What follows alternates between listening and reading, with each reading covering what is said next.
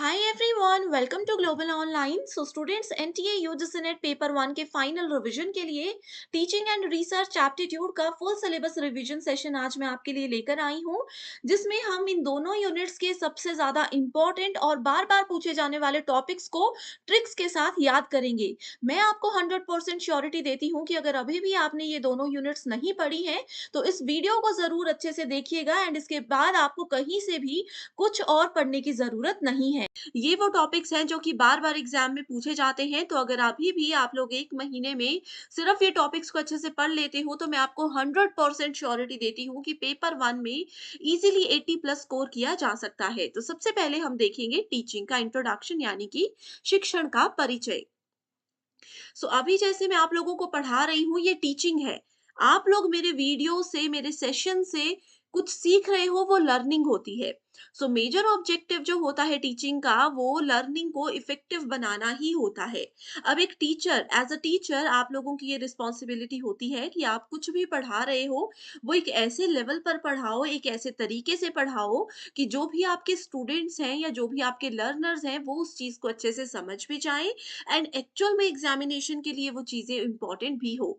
Main objective of effective teaching is learning. Teaching is the purposeful direction and management of the learning process.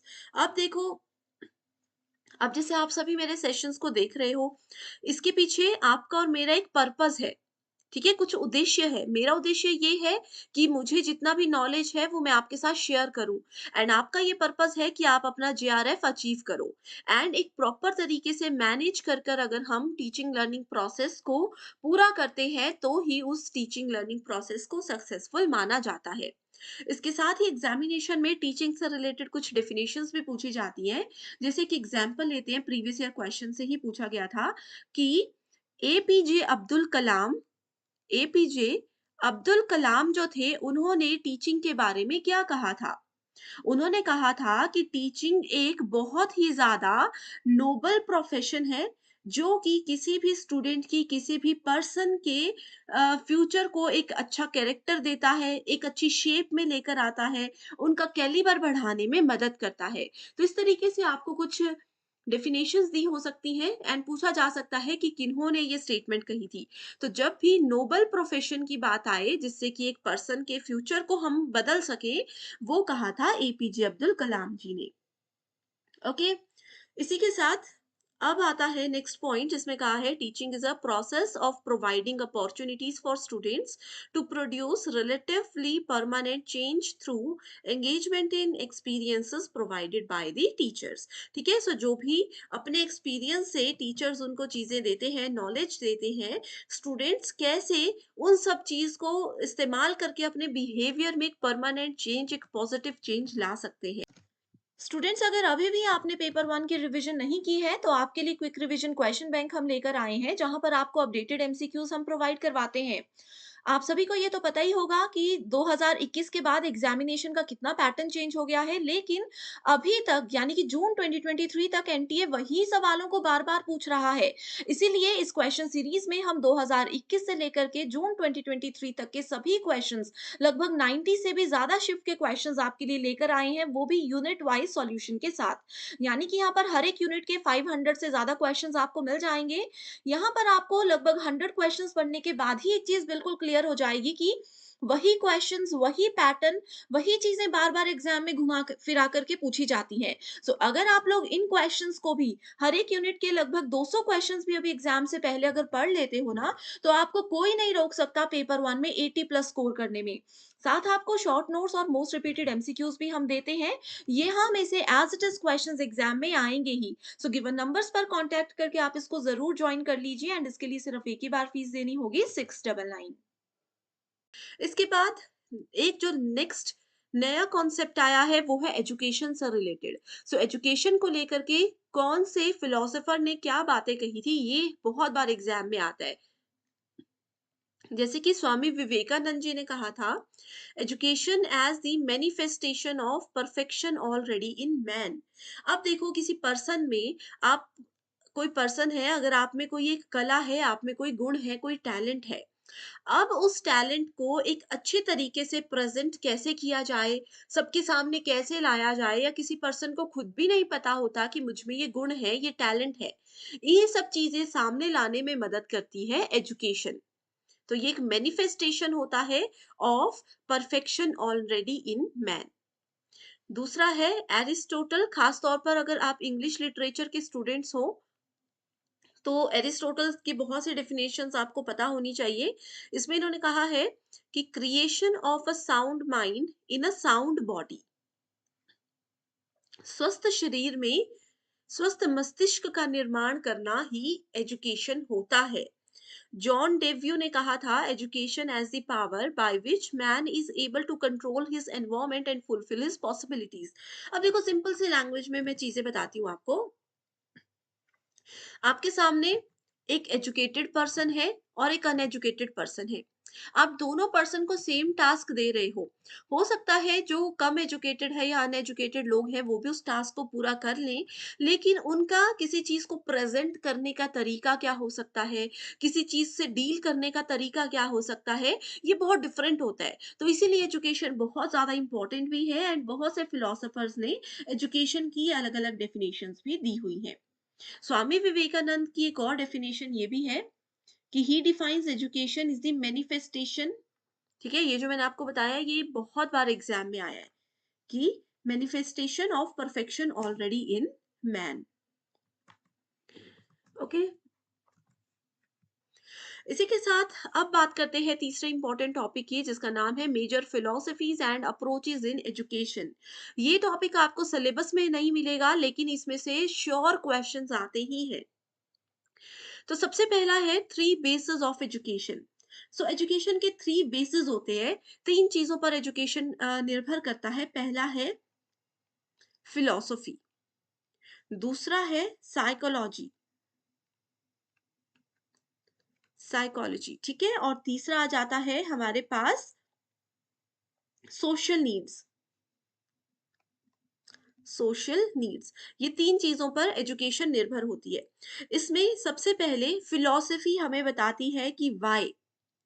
अगर education में किसी चीज का आपको answer नहीं मिल रहा, आपके दिमाग में क्वेश्चन है कि हम ये क्यों पढ़ रहे हैं, क्या इसका रीजन है, तो एजुकेशन के बेसिस में फिलॉसफी आपको इसका आंसर जानने में मदद करती है। साइकोलॉजी बताती है हाउ, कि किसी प्रॉब्लम से कैसे बाहर निकला जाए, वो साइकोलॉजी के अंदर आता है। एंड सोशल नीड्स बताती है व्हाट, कि आपकी क्या नीड्स है एंड कैसे उसको फुलफिल किया जा सकता है। तो ये तीन है बेसिस ऑफ एजुकेशन।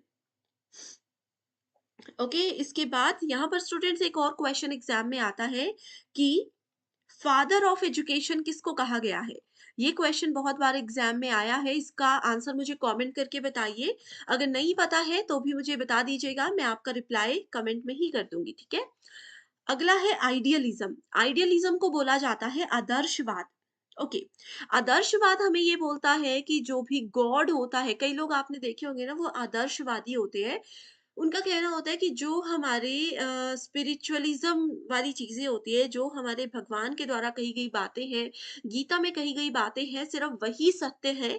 इसके अलावा इंसान जो कहते हैं वो कुछ भी सत्य नहीं है। अब कई लोग ऐसा मानते हैं कि समय के साथ साथ हमें भी जीवन में परिवर्तन लाने चाहिए, लेकिन आइडियलिज्म ये कहता है कि जो चीजें स्पिरिचुअल होती हैं, जो चीजें गॉड से रिलेटेड होती हैं, उनमें कभी भी बदलाव नहीं लाए जा सकते। उनमें जो लिखा है उसी को हमेशा फॉलो किया जाना चाहिए। That is called idealism. इसकी एक बेसिक टर्म है, वो है माइंड एंड सेल्फ। तो यहाँ पर जो भी आपको ये टर्म नजर आती है, जहां पर भी ये टर्म आपको नजर आती है, आपने डायरेक्टली आइडियलिज्म को ही करेक्ट आंसर आइडेंटिफाई कर लेना है, ठीक है। इसमें कहा है कि जो भी चीजें इस संसार में बनाई गई हैं, भगवान के द्वारा ही बनाई गई है। असली नॉलेज जो होता है इंसान का, वो उसके माइंड से ही उसको मिलता है। आसपास के लोगों से जो चीजें सीखी जाती है वो टेम्परेरी होती हैं। ये सब चीजें आइडियलिज्म में कही गई हैं।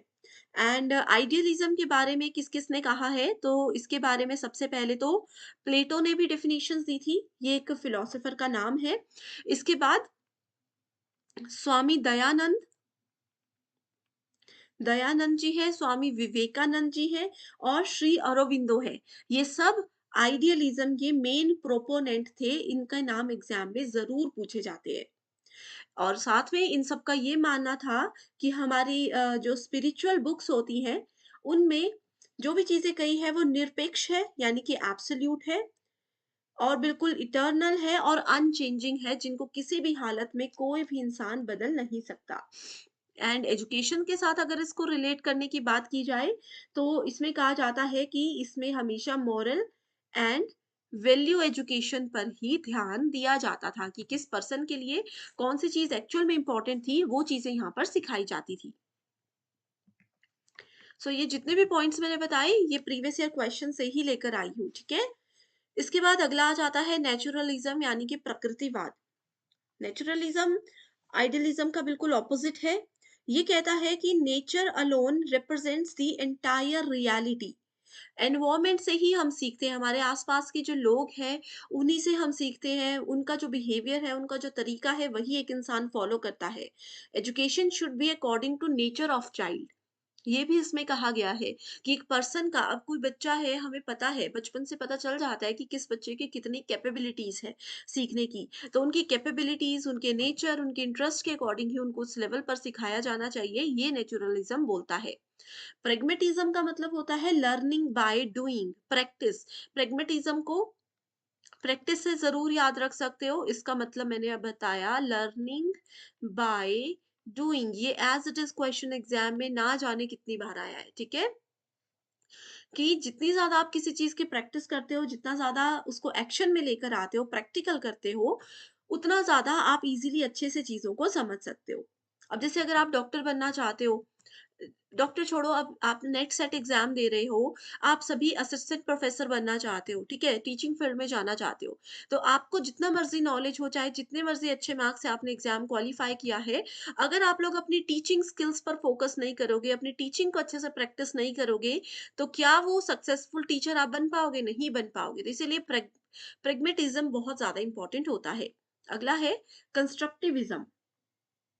Okay, so constructivism actively construct the knowledge. इसमें बोला है कि लर्नर जो होते हैं, स्टूडेंट जो होते हैं, वो एक्टिवली किसी चीज में पार्टिसिपेट करते हैं और खुद से नॉलेज लेकर आते हैं। अब छोटे बच्चे ही देख लो, उनको हर चीज हम सिखाते नहीं है, बहुत सी चीजें ऐसी होती है जो हमें सरप्राइज वो कर देते हैं कि ये इनको किसने सिखाया। तो कंस्ट्रक्टिविज्म वो लोग फॉलो करते हैं, ठीक है? अगर हम जीन पाइगेट की बात करें, उनका ये कहना है कि कंस्ट्रक्टिविज्म एक बहुत इंपॉर्टेंट पॉइंट होता है। जो पर्सन खुद से किसी चीज को कंस्ट्रक्ट करके चीजें समझता है, वो जिंदगी में कभी भी नहीं भूलता। अब जैसे मेरी ये एक आदत है कि कोई अगर पढ़ा रहा हो, मैं कभी उनसे नहीं समझ पाती, बेसिक्स क्लियर कर लूंगी, लेकिन याद मैं अपने रूल्स के हिसाब से करती हूँ, अपने ट्रिक्स के अकॉर्डिंग करती हूँ। तो वो कंस्ट्रक्टिविज्म है, एंड वो ट्रिक्स ऐसे होते हैं जो इंसान कभी भी नहीं भूलता। अगला है ह्यूमैनिज्म। ओके, ह्यूमैनिज्म बोलता है ह्यूमन लाइफ और उनके गोल्स जो होते हैं, उससे रिलेटेड यहाँ पर बात की जाती है। अब हर एक पर्सन है, सबके अलग अलग रूल्स है, सबके अलग अलग गोल्स है, तो वो ह्यूमैनिज्म के अंदर आता है, ठीक है? ये पूरी तरह से निर्भर करता है सेल्फ एक्चुअलाइजेशन पर।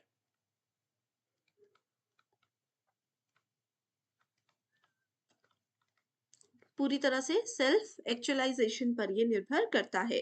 इसमें जैसे cooperation, mutual tolerance, social understanding, ये सारी चीजें आती है ह्यूमैनिज्म के अंदर। तो ये टर्म्स जो है एज इट इज एग्जाम में आ सकती है, नोट जरूर कीजिए। And students, already in topics पर डिटेल्ड वीडियो भी है, अगर वो अभी तक आपने नहीं देखी है, बस मुझे कमेंट करके बता दीजिए, ताकि मैं आपके साथ लिंक शेयर कर सकूं। एंड अगर आपको ये सेशन पसंद आ रहे हैं, तो भी एक बार ज़रूर मुझे बता दीजिएगा, एंड नेक्स्ट यूनिट कौन-सी चाहते हो, वो भी शेयर ज़रूर कीजिए। अगला है रैशनलिज्म यानी कि तर्कवाद। सो सेंस एंड एक्सपीरियंसेस, जहाँ पर टर्म्स नज़र आएँगी sense and experiences, that is called rationalism. जो भी चीज़ें हम अपनी सेंसेस से, अपने एक्सपीरियंस की मदद से सीखते हैं, वो रैशनलिज्म के अंदर आता है। एक्जिस्टेंशियलिज्म, इसके अंदर आ जाता है इंडिविजुअल की एग्जिस्टेंस, उसकी फ्रीडम, उनके जो भी चॉइसेस होते हैं, उन सब के बारे में अगर कहीं पे बात की गई है, तो गो फॉर एक्सिस्टेंशियलिज्म। अगला है behaviourism. So behaviourism, it assumes that the learner is a passive organism who may be conditioned to learn new behavior।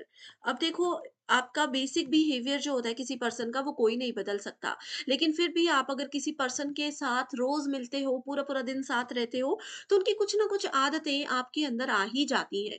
अभी आप चाहे जितने मर्ज़ी बड़ी उम्र में हो, जितनी मर्ज़ी छोटी उम्र में हो, बिहेवियरिज़्म सबके ऊपर बराबर काम करता ही है। ऑब्ज़र्वेबल बिहेवियर होता है। आपको साथ वाले की आदतें या आपकी आदतें साथ वाले में जाएँगी ही जाएँगी। नेक्स्ट है Gestalt psychology. Gestalt psychology भी बहुत इंपॉर्टेंट है। It believes that the whole is greater than sum of its parts, कि छोटी छोटी चीजें जो है उनको मिला करके भी हम वो नहीं बना सकते जो एक बड़ी चीज हमें देती है, एक बड़ा नॉलेज जो हमें देता है। ओके, सो ये 10 इंपॉर्टेंट फिलोसफीज थी जो कि एग्जाम में बार बार पूछी गई है। एजुकेशन से रिलेटेड कुछ टर्म्स हैं, बहुत ज़्यादा इंपॉर्टेंट है, जून 2023 के एग्जाम में एज़ इट इज़ आई थी। इसमें कहा था जैसे कि basic education, Wardha education system किसने इंट्रोड्यूस किया था? महात्मा गांधी जी ने। Learning to take place in nature and from nature, जैसे मैंने नेचुरलिज्म हमने पढ़ा, है ना? वही चीज़ है, वो किसने दिया है? रविंद्रनाथ टैगोर ने ये स्टेटमेंट दी है। नेचुरलिज्म के बारे में रविंद्रनाथ टैगोर ने हमें बताया है। Integral education, Shri Aurobindo. Focus on spiritual aspects of Indian philosophy, जो भी हमारे स्पिरिचुअल चीजें हैं इंडियन फिलोसफी के हिसाब से उन पर फोकस किया जाए, ये कहा था डॉक्टर सर्वपल्ली राधाकृष्णन ने। एज इट इज आई थी स्टेटमेंट्स, फटाफट इसको नोट कर लीजिए, फटाफट पढ़ लीजिए। श्योर है कि एक क्वेश्चन आएगा ही आएगा, ठीक है? Okay, next we have basic teaching models, जो कि बहुत ज्यादा इंटरेस्टिंग सेक्शन है। पेडागॉजी है सबसे पहले। पेडागॉजी मॉडल जो होता है ये एक बेसिक और पारंपरिक यानी कि कन्वेंशनल मॉडल होता है। ये सिर्फ और सिर्फ फोकस करता है art and science of teaching पर। Art and science of teaching पर ये फोकस करता है। एंड एग्जामिनेशन में जो इसमें से क्वेश्चन आता है वो है कि स्टेप्स क्या होते हैं पेडागॉजी मॉडल के, यानी कि शिक्षा शास्त्र मॉडल के कितने और कौन कौन से स्टेप्स होते हैं। इसमें बेसिकली 5 स्टेप्स होते हैं। सबसे पहला है प्रिपरेशन, उसके बाद है प्रेजेंटेशन। पहला है प्रिपरेशन, यानी कि किसी चीज को कैसे आप प्रिपेयर करते हो। दूसरा है कैसे किसी चीज को आप प्रेजेंट करते हो। उसके बाद है एसोसिएशन, यानी कि जिस जगह पर आप उस चीज को प्रेजेंट कर रहे हो, कैसे उसको एसोसिएट करके लिंक करके वहां पर रिप्रेजेंट करना है। उसके बाद अगला आ जाता है जर्नलाइजेशन। एंड लास्ट आ जाता है एप्लीकेशन। ये है 5 स्टेप पेडागॉजी मॉडल के, ठीक है? यहाँ से एग्जाम में क्वेश्चंस आते हैं। Okay, linking new material to relevant existing ideas. ये प्रिपरेशन होता है कि अपने पुराने नॉलेज को यूज करके नए आइडियाज को कैसे आप लोग इजीली जनरेट कर सकते हो। दूसरा आ जाता है andragogy. Andragogy model, learners are self directed. Self directed andragogy मतलब खुद से। इतने इसमें स्टूडेंट्स एक्टिव होते हैं कि वो खुद को समझते हैं कि कौन सी चीज हमारे लिए सही है, कौन सी चीज गलत है, कैसे किस चीज को फॉलो किया जाए। ओके, एंड्रागॉजी मॉडल में they don't receive knowledge but interpret through discovery. And या इसमें सेल्फ इवैल्यूएशन भी होता है, अपना मूल्यांकन खुद वो करते हैं। यहाँ पर उनको मूल्यांकन के लिए किसी टीचर, किसी एजुकेटर या किसी की भी ज़रूरत नहीं है। तो ऐसे जो समझदार बच्चे होते हैं, जो अपना अच्छा-बुरा समझते हैं, अब जैसे आप लोग हो, आप लोगों को कोई देखने वाला नहीं है, शायद आपके घर वाले भी नहीं आपको बोलते होंगे कितना बड़ा टेस्ट लेते हैं, कुछ नहीं बोलते होंगे। तो ये स्टूडेंट्स ऐसे होते हैं, अडल्ट स्टूडेंट्स होते हैं जो कि अपना अच्छा-बुरा समझते हैं। उनकी खुद की तैयारी कैसी चल रही है वो भी अच्छे से समझते हैं और उस अकॉर्डिंग तैयारी आगे भी करते हैं। सो एंड्रागॉजी में हमेशा अडल्ट लर्निंग को फॉलो किया जाता है। एंड इसका मेजर पॉइंट होता है कि सेल्फ इवैल्यूएशन ये हमेशा करते हैं। नेक्स्ट है एंड्रागॉजी पेडागॉजी के साथ साथ एक और मॉडल होता है ह्यूटागॉजी। इसमें से काफी कम क्वेश्चंस आते हैं लेकिन पढ़ लीजिए। सेल्फ डिटर्मिनेशन लर्निंग इसको कहा जाता है। सेल्फ डिटर्मिनेशन लर्निंग, ठीक है? एक टर्म और है, प्रीवियस ईयर क्वेश्चंस में आया था बार बार, कि पेडागॉजी को और क्या बोला जाता है। पेडागॉजी को एंगेजमेंट टर्म के साथ रिलेट किया जाता है। एंड्रागॉजी को कल्टीवेशन के साथ रिलेट किया जाता है, एंड ह्यूटागॉजी को realisation. It goes with realisation. ठीक है, सो ये 3 टर्म्स है। ये अगर आपने याद रख ली तो काफी इजी हो जाएगा आप लोगों को क्वेश्चन समझने में। पेडागॉजी एंगेजमेंट, एंड्रागॉजी कल्टीवेशन, और ह्यूटागॉजी रियलाइजेशन। ओके, अगला मॉडल है Robert Glazers model of teaching. इस मॉडल का एक दूसरा नाम भी होता है जिसको कहा जाता है teach the teacher, teach the teacher model. And ये एक फ्रेमवर्क होता है टीचिंग के लिए, जो कि मेजर फोकस करता है स्टूडेंट्स की एक्टिव पार्टिसिपेशन पे, कि क्लास में कोई भी एक्टिविटी हो रही है तो ये पूरा ध्यान रखता है कि स्टूडेंट्स अच्छे से पार्टिसिपेट करें, एंड फीडबैक पर भी यहाँ पर मेजर फोकस रखा जाता है। ये मॉडल रॉबर्ट ग्लेजर के द्वारा बनाया गया था 1970s में, इसीलिए इसका नाम रॉबर्ट ग्लेजर्स मॉडल रखा गया है। ओके, इसमें 3 मेन फेजेस होते हैं, 3 स्टेप्स पर ये फॉलो करता है। पहला है प्रेपरेशन, दूसरा होता है प्रेजेंटेशन, एंड तीसरा होता है प्रैक्टिस। एग्जाम में ये पूछा जाता है कि रॉबर्ट ग्लेजर्स मॉडल कौन से 3P प्रोसेस पर काम करता है, तो वो है preparation, presentation and practice. Okay, next model है SAMR model, SAMRMODEL, SAMR model. तो सबसे पहले तो SAMR की आपको फुल फॉर्म पता होनी चाहिए। एस का मतलब होता है सब्स्टिट्यूशन, ए का मतलब होता है ऑगमेंटेशन, एम का मतलब होता है modification, and R stands for redefinition. R stands for redefinition here. ठीक है, सो ये इसकी फुल फॉर्म है। This framework provides this is basically provided for educators, जहां पर मल्टीपल इंटीग्रेटेड लेवल्स होते हैं।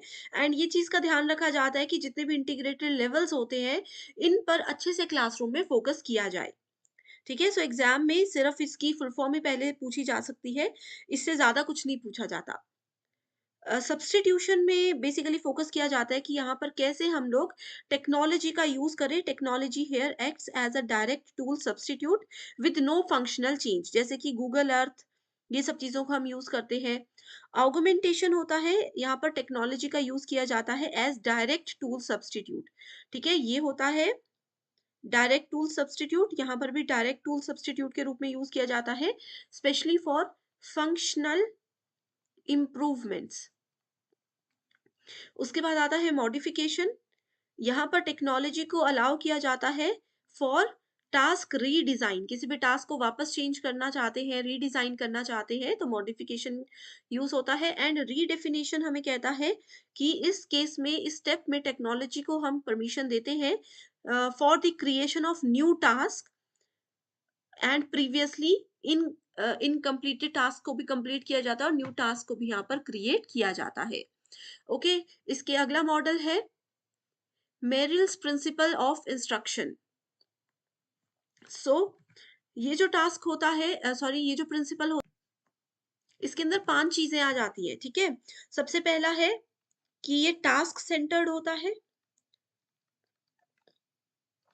टास्क सेंटर्ड रहता है। इसके बाद इसमें एक्टिवेशन आता है, उसके बाद आ जाता है demonstration,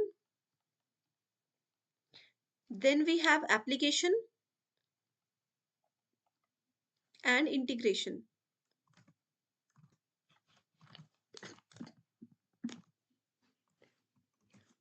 next is ADDIE model of instructional design. So यहाँ पर एडी की फुल फॉर्म होती है analyse, design, develop, implement and evaluate. तो यही इसकी फुल फॉर्म भी है एंड यही इसके स्टेप्स भी हैं। अगला आ जाता है हमारे पास 5E instructional model of e learning. So 5E model में आपको पता है कि 5 ई होते हैं। ठीक है, पहला ई स्टैंड्स फॉर एंगेज, दूसरा is explore, third is explain, fourth is elaborate and fifth is evaluate. तो इन मॉडल्स में आपको ज्यादा कुछ याद रखने की जरूरत नहीं है, ये जो फुल फॉर्म्स और जितनी सी इंफॉर्मेशन मैंने दी है ये काफी है। ओके, सो पेडागोजी एंड्रागोजी ऑलरेडी हम डिस्कस कर चुके हैं। आगे बढ़ने से पहले स्टूडेंट्स आपको बता देती हूँ कि एग्जामिनेशन में पेपर 1 के साथ साथ पेपर 2 भी बहुत ज्यादा इंपॉर्टेंट एंड स्कोरिंग सेक्शन है, क्योंकि ऑलरेडी ये चीज हमने पढ़ी है बट एग्जामिनेशन का लेवल थोड़ा डिफरेंट है। एंड प्रैक्टिस के लिए आपको एमसीक्यूज बहुत ज्यादा इंपॉर्टेंट है। सो इस स्टडी मटेरियल में हम आपके लिए नोट्स एंड एमसीक्यूज लेकर आए हैं, जो कि इस एग्जामिनेशन के साथ साथ इंटरव्यू को क्वालिफाई करने में भी आपको बहुत ही ज्यादा हेल्प करते हैं। सो जल्दी से गिवन नंबर्स पर आप कॉन्टेक्ट करके इसको ज्वाइन कर लीजिए। सब्जेक्ट्स के नाम आपके सामने है। इसके लिए आपको सिर्फ एक ही बार फीस देनी है, 1280 रुपए। जब तक आपका एग्जाम और इंटरव्यू क्वालिफाई नहीं हो जाता, तब तक आप इस कोर्स का, इस स्टडी मटेरियल का बेनिफिट उठा सकते हो। नेक्स्ट है हमारे पास nature and characteristics of teaching. अब देखो डायरेक्ट डेफिनेशंस है, फटाफट से हम इसको डिस्कस करेंगे। सो पहला पॉइंट में कहा गया है teaching is an interactive process. अब मैं आप लोगों को पढ़ा रही हूँ, मैं आप लोगों को होमवर्क क्वेश्चंस भी दे रही हूँ। मान लीजिए हम क्लासरूम में बैठकर पढ़ रहे हैं, ऐसे में मैं आपसे बात करे जाऊं, बोले जाऊं, लेकिन आप लोग कुछ रिस्पॉन्स ही नहीं दे रहे हो, ना यस में ना नो में, कोई जवाब ही नहीं दे रहे हो, तो हमारी टीचिंग लर्निंग इंटरेक्टिव नहीं होगी, रिस्पॉन्सिव नहीं होगी। सो टीचिंग को यानी कि शिक्षण को अच्छा बनाने के लिए ये बहुत ज्यादा जरूरी है कि टीचिंग लर्निंग प्रोसेस जो है वो इंटरेक्टिव होना चाहिए। दूसरा है it is a process of development and learning.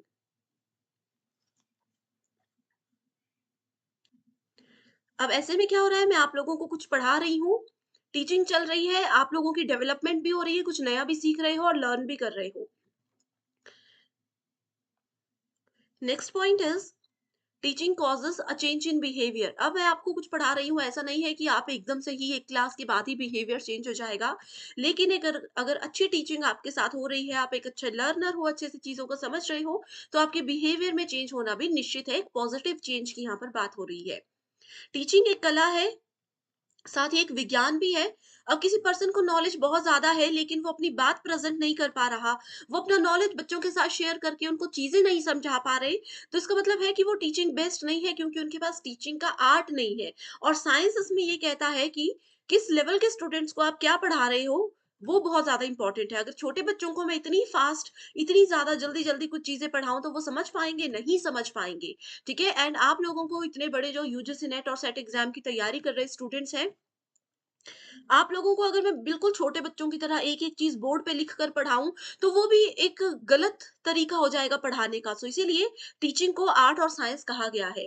Face to face encounter है, लेकिन यहाँ पर क्योंकि ऑनलाइन क्लासेस चल रही हैं, तो ये वाला पॉइंट सब जगह अभी एप्लीकेबल नहीं होता। Teaching is observable, measurable and modifiable skilled occupation.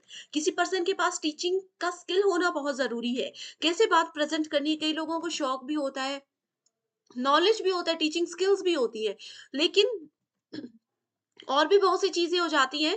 Skilled occupation यानी कि और भी चीजें हो जाती है कि वो अपनी बात प्रेजेंट नहीं कर पाते, तो इसीलिए एक स्किल्ड पर्सन ही एक टीचर बन सकते हैं। Teaching is both a conscious and N unconscious process. Memory level से रिफ्लेक्टिव लेवल पर काम करता है, ये हम अभी आगे डिस्कस करेंगे डिटेल में। टीचिंग के साथ साथ कुछ चीजें और होती है, training, conditioning, instruction and indoctrination. ये टॉपिक में से पहले क्वेश्चंस आते थे, अभी नहीं आते, तो इसको आप इग्नोर कर सकते हो।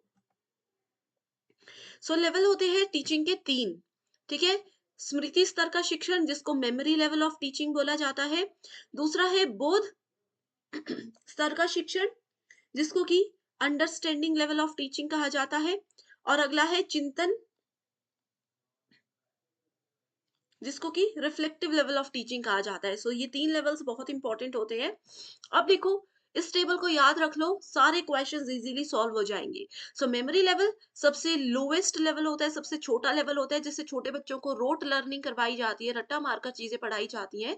That is taken under memory level. तो ये हार्वर्ड के द्वारा प्रेजेंट किया गया था।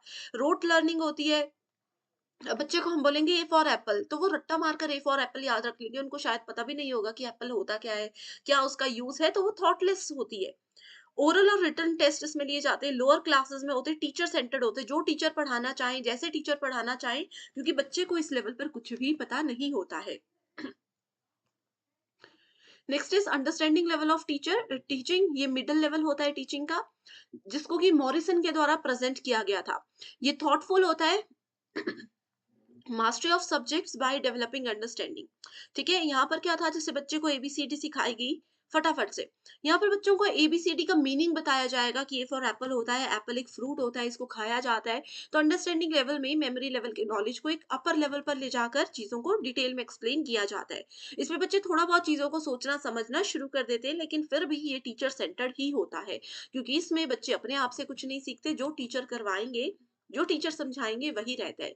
हाईएस्ट लेवल होता है reflective level. Reflective level Hunt के द्वारा बनाया गया था। इनके मेन प्रोपोनेंट हंट थे। Use of knowledge and research skills to solve real life problems. So अभी तक देखो, अंडरस्टैंडिंग लेवल और मेमोरी लेवल में आपने जो कुछ भी नॉलेज कलेक्ट किया, उस नॉलेज को कहाँ पर यूज करना है रियल लाइफ में, कैसे उसको इस्तेमाल करके कुछ नया बनाना है, कुछ नया सीखना है, वो आता है रिफ्लेक्टिव लेवल के अंदर। ओके, सो देखो स्टूडेंट्स, यही चीजें हैं। जैसे आप लोगों ने बचपन में कुछ चीजें पढ़ी है, ड्राइंग सीखी होगी, बचपन में ड्राइविंग सीखी, किसी ने कुछ साल पहले ड्राइविंग सीखी होगी। इमरजेंसी में कब वो चीजें कहाँ पर काम आ जाए वो हमें नहीं पता होता। तो रिफ्लेक्टिव लेवल हमें यही बोलता है कि जो भी हमारा नॉलेज है, जो भी हमारे दिमाग में हमने अंडरस्टैंडिंग और मेमोरी लेवल में सीखा है, उसको रियल लाइफ सिचुएशंस में प्रॉब्लम को सॉल्व करने के लिए यूज किया जाता है, और ये होता है सेंटर्ड, लर्नर सेंटर्ड। डेमोक्रेटिक होता है रोल, जो कि बहुत ही ज्यादा एक्टिव रोल रहता है स्टूडेंट्स का। ये देखो क्वेश्चन है, which of the following level of teaching lay stress on critical shifting of ideas at the highest cognitive level. So highest cognitive level क्या होता है, रिफ्लेक्टिव लेवल होता है। तो यहाँ पर करेक्ट आंसर क्या है, ऑप्शन नंबर 3। ऐसे क्वेश्चंस एग्जाम में आते हैं। Okay, so next model is very very important and very very interesting, that is Bloom's taxonomy. So Bloom's taxonomy के बिना कोई भी एग्जाम पूरा नहीं होता। ठीक है, सो ब्लूम्स टेक्सोनॉमी, देखो ब्लूम ने कहा था कि जो 3 लेवल्स है टीचिंग के, इससे कुछ काम नहीं चलेगा, हमें हमारी टीचिंग लर्निंग को बहुत सारे डोमेन्स में डिवाइड करना पड़ेगा। इसीलिए ब्लूम ने अपने हिसाब से अपनी टेक्सोनॉमी को 3 हिस्सों में वर्गीकृत किया था, 3 हिस्सों में बाँटा था। पहला है कॉग्निटिव डायमेंशन। यहाँ पर देखो ब्लूम ने सबसे पहले 2001 में कॉग्निटिव डोमेन दिया। कॉग्निटिव का मतलब होता है मेंटल एबिलिटीज। किसी की भी मेंटल पावर, मेंटल एबिलिटीज की अगर बात की जाए, that is always related to cognitive. So उनके हिसाब से उन्होंने सिर्फ एक ही डोमेन में इसको 6 हिस्सों में बाँटा था। पहला ये कहा था कि सबसे छोटा लेवल रिमेंबरिंग होता है। रिमेंबरिंग का कीवर्ड है रिकॉल, ये मैं आपको आगे भी बताने वाली हूँ। ठीक है? ज्ञान। किसी चीज़ को कोई बच्चे सबसे पहले याद रखते हैं। अब आपने मेरे साथ बैठे हो, आप मुझे देख रहे हो ये कैसे पढ़ा रही है, कैसे पेन टैब और कैसे लैपटॉप को यूज़ कर रही है, तो आपने उन चीज़ों को याद रख लिया। उसके बाद आप उस लेवल पर, एक अपर लेवल पर उस चीज़ को अच्छे से समझने लग गए। फिर समझने के बाद आपने क्या किया, एक दिन उस चीज़ को खुद से अप्लाई किया। बिना मेरी इन्फॉर्मेशन के, बिना मेरी हेल्प के उस चीज़ को अप्लाई किया। उसके बाद आपने एनालाइज़ किया कि इतना स्मूथली काम नहीं हो रहा, कहाँ पे आपने गलती की, कहाँ पर आपने गलत किया। उसके बाद आपने उसी एनालिसिस के बेस पे अपने आप को इवैल्यूएट किया, अपना मूल्यांकन किया कि जैसे मैम पढ़ा रही थी कि क्या हमने भी वैसा ही पढ़ाया?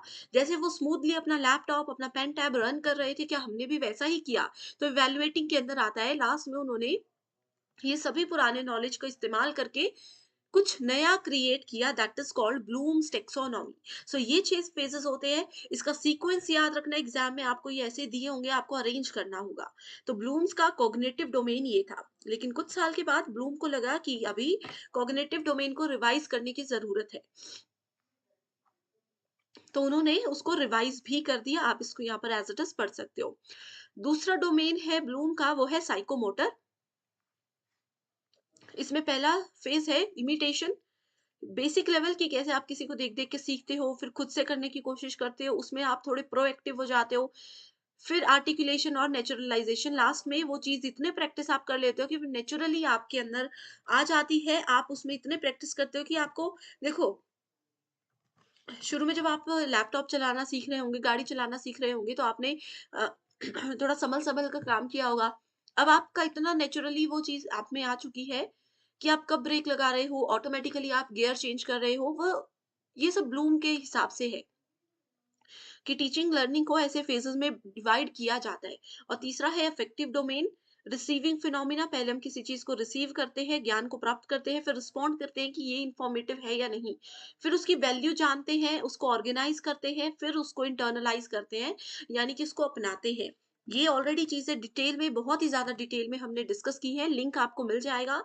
बस कमेंट कर दीजिए कि मैम ब्लूम्स टेक्सोनॉमी का लिंक दे दो, मैं फटाफट से आपके साथ सारे लिंक्स शेयर कर दूंगी।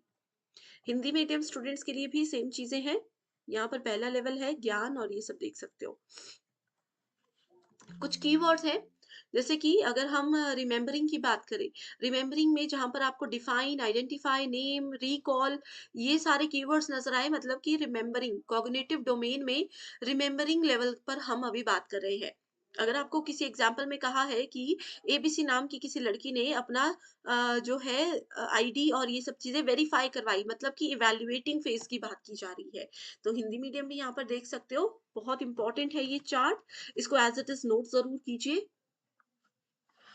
देखो, जो मैं कह रही थी ना, ब्लूम्स टेक्सोनॉमी की अरेंजमेंट पूछी जाती है, करेक्ट सीक्वेंस पूछा है, ये 2020 का क्वेश्चन है।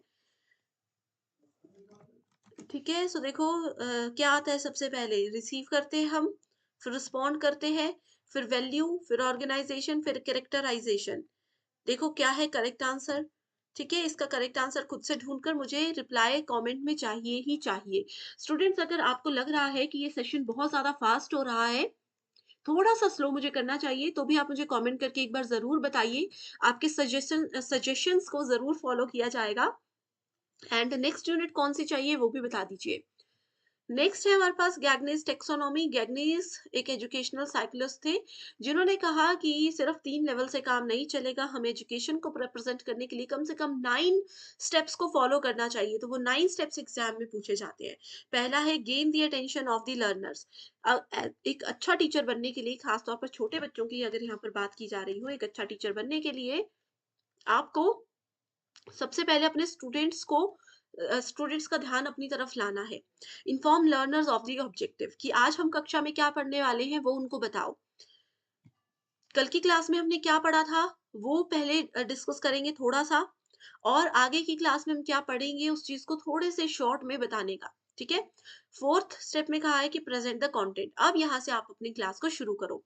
लर्निंग गाइडेंस बताओ, स्टूडेंट्स को धीरे धीरे पढ़ाना शुरू करो। देखो कि उनको बेसिक इंट्रोडक्शन समझ आई है या नहीं, उसके बाद अगले लेवल पर जाओ। परफॉर्मेंस, उनको प्रैक्टिस, देखो कितनी वो चीजों को समझ पाए हैं, कितना नहीं समझ पाए हैं। उसके बाद फीडबैक भी उनको प्रोवाइड करो कि कहाँ पर कमी रह रही है, कहाँ पर वो चीजों को और अच्छे से समझ सकते हैं। उनकी परफॉर्मेंस को असेस करो। And enhance retention and transfer to the job. Okay, so इस तरीके से 9 स्टेप्स में इस चीज को गैगने ने डिवाइड किया था। ओके, अब जैसे कि इतनी देर से हम टीचर सेंटर्ड और लर्नर सेंटर्ड मेथड की बात कर रहे हैं, जो भी स्टूडेंट्स हैं, अगर आप टीचिंग एप्टीट्यूड पढ़ रहे हो तो टीचर लर्नर सेंटर्ड आपको आना ही चाहिए। ठीक है। टीचर सेंटर्ड वो होते हैं जिसमें टीचर फोकस रखता है, टीचर क्या पढ़ाएंगे, कैसे पढ़ाएंगे, वो सब डिसाइड करते हैं। लर्नर सेंटर्ड में लर्नर पर फोकस रखा जाता है, लर्नर कौन से तरीके से पढ़ना चाहते हैं, कैसे पढ़ना चाहते हैं, वो सब चीजें आती है। और ये आती है mixed strategy. Teacher centre basically जो बहुत बड़े बड़े क्लासरूम्स होते हैं, जहाँ पर 100-200 बच्चे एक साथ हों, वहां पर लर्नर सेंटर्ड यूज किया जाता है। एंड ट्यूशंस वगैरह या स्मॉल क्लासरूम्स में इंडिविजुअल मेथड्स को यूज किया जाता है, एंड मीडियम साइज में स्मॉल ग्रुप मेथड्स को यूज किया जाता है। अब लेक्चर मेथड क्या होता है, टीम टीचिंग और टीवी वीडियो प्रेजेंटेशन, ये सब आते हैं टीचर सेंटर में। बस इसके नाम पढ़ लीजिए, याद रख लीजिए, रट्टा नहीं मारना है कि टेबल को रट लो। अब ग्रुप डिस्कशन, आपको पता है ग्रुप डिस्कशन 100 लोगों में हो सकता है, नहीं हो सकता। ग्रुप डिस्कशन में 5 6 7 लोगों की ही जरूरत होती है, तो मतलब स्मॉल ग्रुप होगा। सेमिनार में भी थोड़े लोग होते हैं। ठीक है, तो ऐसे होगा लेक्चर। अब 2 लोगों को आप पढ़ा रहे हो, वो लेक्चर नहीं होता, वो ट्यूशन की कैटेगरी में आ जाता है, ट्यूटोरियल्स की कैटेगरी में आ जाता है। ठीक है, 2 लोगों को पढ़ा रहे हो, वो ग्रुप डिस्कशन भी नहीं हो सकता, तो दिखती सी बात है कि लार्ज ग्रुप मेथड यानी कि टीचर सेंटर स्ट्रेटेजी ही होगी।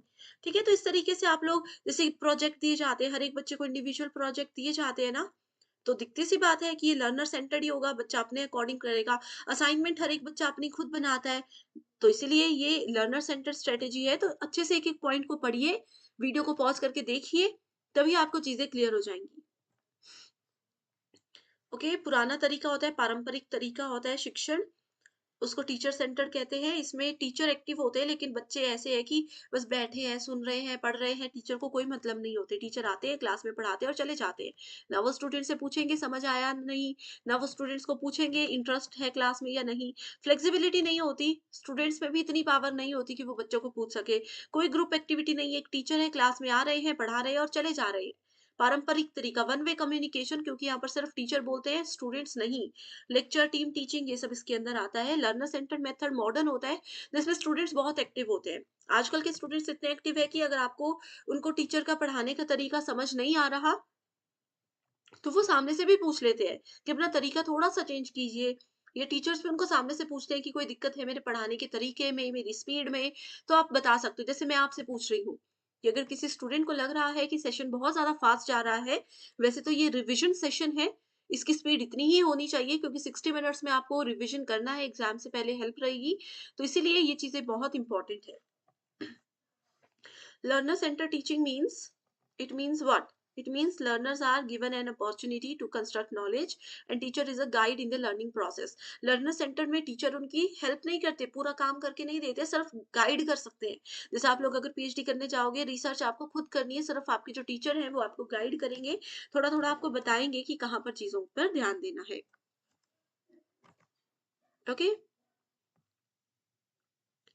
सो यहाँ पर भी आप लोग देख सकते हो, एक और क्वेश्चन है इसी के बेस पर, ये भी प्रीवियस ईयर क्वेश्चन है। Learner centred approach is not centred on teacher needs. Teacher की नीड्स के हिसाब से ये होता है, इसमें बोला नॉट सेंटर्ड, तो ये बिल्कुल सही है। The learner centred approach revolves around collaboratively determining the subject matter, बिल्कुल सही है, बिल्कुल बेसिक क्वेश्चन है। नेक्स्ट है ऑनलाइन एजुकेशनल पोर्टल्स, जिसमें सबसे पहले आता है स्वयं। तो स्वयं क्या है? स्वयं में नॉन गवर्नमेंटल ऑर्गेनाइजेशन है, डिजिटल प्रोग्राम है, प्रिंसिपल ऑफ एजुकेशन को फुलफिल करने के लिए ऑनलाइन प्लेटफॉर्म है, या किसी वेबसाइट का नेम है। तो क्या है स्वयं? मुझे कमेंट करके बताइए। ओके, स्वयं देखो एक ऑनलाइन प्लेटफॉर्म है जो कि स्टूडेंट्स के लिए फ्री एजुकेशनल प्रोग्राम्स देता है। बहुत से, देखो इसका टैगलाइन ही है, शिक्षित भारत उन्नत भारत। ओके, सो स्वयं की फुल फॉर्म एग्जाम में पूछी जाती है, जो कि है study webs of active learning for young aspiring minds. ठीक है, तो ये है स्वयं का फुल फॉर्म। इसमें जितने भी स्टूडेंट्स हैं वो किसी भी कोर्स के लिए बिल्कुल फ्री में एनरोल हो सकते हैं। बेस्ट ऑनलाइन टीचिंग प्लेटफॉर्म के लिए इसको बनाया गया है। करंटली अगर यहाँ पर हम 2023 के शुरुआती दिनों की बात करें, तो यहाँ पर ना जाने कितने लाख बच्चे एनरोल ऑलरेडी हो चुके हैं। आप इंडियन हो, इंडिया से बाहर रहते हो, कहीं भी रहते हो, आप इसमें एनरोल हो सकते हो। स्वयं बेसिकली 4 क्वाड्रेंट्स पर काम करता है। पहला क्वाड्रेंट है वीडियो, इसमें आपको वीडियो लेक्चर्स मिल जाएँगे। दूसरे इसमें आपको कंटेंट मिल जाएगा, ई कंटेंट, जिसको आप बाद में चाहे तो प्रिंट भी करवा सकते हो। सेल्फ असेसमेंट यहाँ पर आपको मिल जाती है, यानी कि कोई भी टेस्ट अगर आप देते हो, तो आप उसके बाद उसमें असेसमेंट कर सकते हो, कितना स्कोर किया है, कहाँ पर गलती हुई है, एंड इसके बाद साथ ही ऑनलाइन डिस्कशन का सेक्शन भी यहाँ पर आपको दिया जाता है। तो ये है स्वयं। इसके बाद अगला टॉपिक है स्वयं प्रभा। स्वयं प्रभा को 19 अक्टूबर 2020 में लॉन्च किया गया था। ये डीटीएच डिश है, डिश आप लोगों के घर में होती है, टीवी सब लोग देखते हैं। ये टोटल 34 चैनल्स आपको प्रोवाइड करवाता है, direct to home channels. High quality educational programmes हैं जो कि 24/7 रन करते हैं। एग्जाम में ये पूछा जाता है कि कौन सा सैटेलाइट स्वयं प्रभा के लिए रिस्पॉन्सिबल है, तो जी सैट 15 यानी कि जियो स्टेशनरी सैटेलाइट 15 जो है, इसके लिए रिस्पॉन्सिबल होता है। स्टूडेंट्स में यही कंफ्यूजन रहता है कि 32 चैनल्स हैं या 34, तो ओवरऑल 34 चैनल्स हैं। एंड स्टूडेंट्स, क्योंकि ये 2020 में लॉन्च किए गए हैं सारे पोर्टल्स, तभी से सिलेबस में भी ऐड किए गए हैं। अगर आप लोगों को इससे रिलेटेड करंट अफेयर्स चाहिए, लेटेस्ट डेटा जो है स्वयं प्रभा और स्वयं से रिलेटेड वो नहीं पता, तो मैं आपको बता दूंगी। स्वयं प्रभा की सबसे खास बात ये है कि इसमें अगर आप लोग चाहो तो मॉर्निंग में वो सेशंस देख लो, इवनिंग में देख लो, आफ्टरनून में देख लो, नाइट में देख लो। 34 डीटीएच चैनल्स है जिसमें वही चीजें रिपीट होती रहती है। आईआईटी की जो टीचर्स हैं, उन्हीं की यहाँ पर रिकॉर्डेड सेशंस होते हैं। जैसे आज का एक सेशन है, वो हर 4-5 घंटे के बाद रिपीट होगा, ताकि स्टूडेंट अपने समय और सहूलियत के हिसाब से उसको फॉलो कर सके। चैनल के नाम अब तो नहीं पूछे जाते, लेकिन पहले पूछे जाते थे, अगर समय है तो पढ़ सकते हो।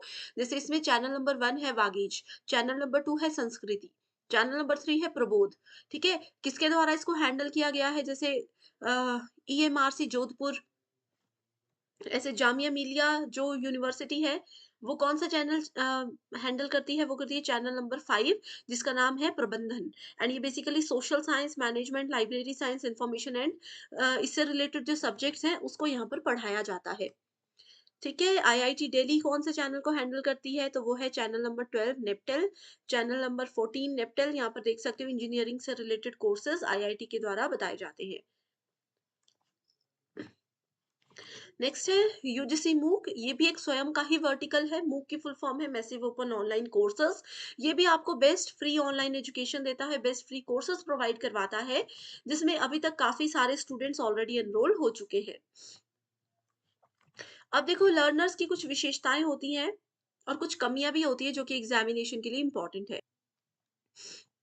लर्नर की कैरेक्टरिस्टिक्स है easily adjust to change, internal motivation. अब देखो मैं आप लोगों को चाहे जितना मर्जी पढ़ा लूं, चाहे स्लो पढ़ा लूं, चाहे फास्ट पढ़ा लूं, लेकिन कोई स्टूडेंट अगर पढ़ना ही नहीं चाहते, उनको ऐसा है कि मुझे एक ही टीचर है मेरे फेवरेट, मैं उन्हीं से पढ़ना है, चाहे वो टीचर हफ्ते में एक ही बार क्लास लगा रहे हो, तो ऐसे में आप एक लर्नर नहीं हो, बेस्ट लर्नर नहीं हो, क्योंकि एक लर्नर वही होता है जो इजीली किसी बदलाव को एक्सेप्ट कर सके कि अगर एक टीचर आज नहीं है तो आप दूसरे से भी पढ़ सकते हो।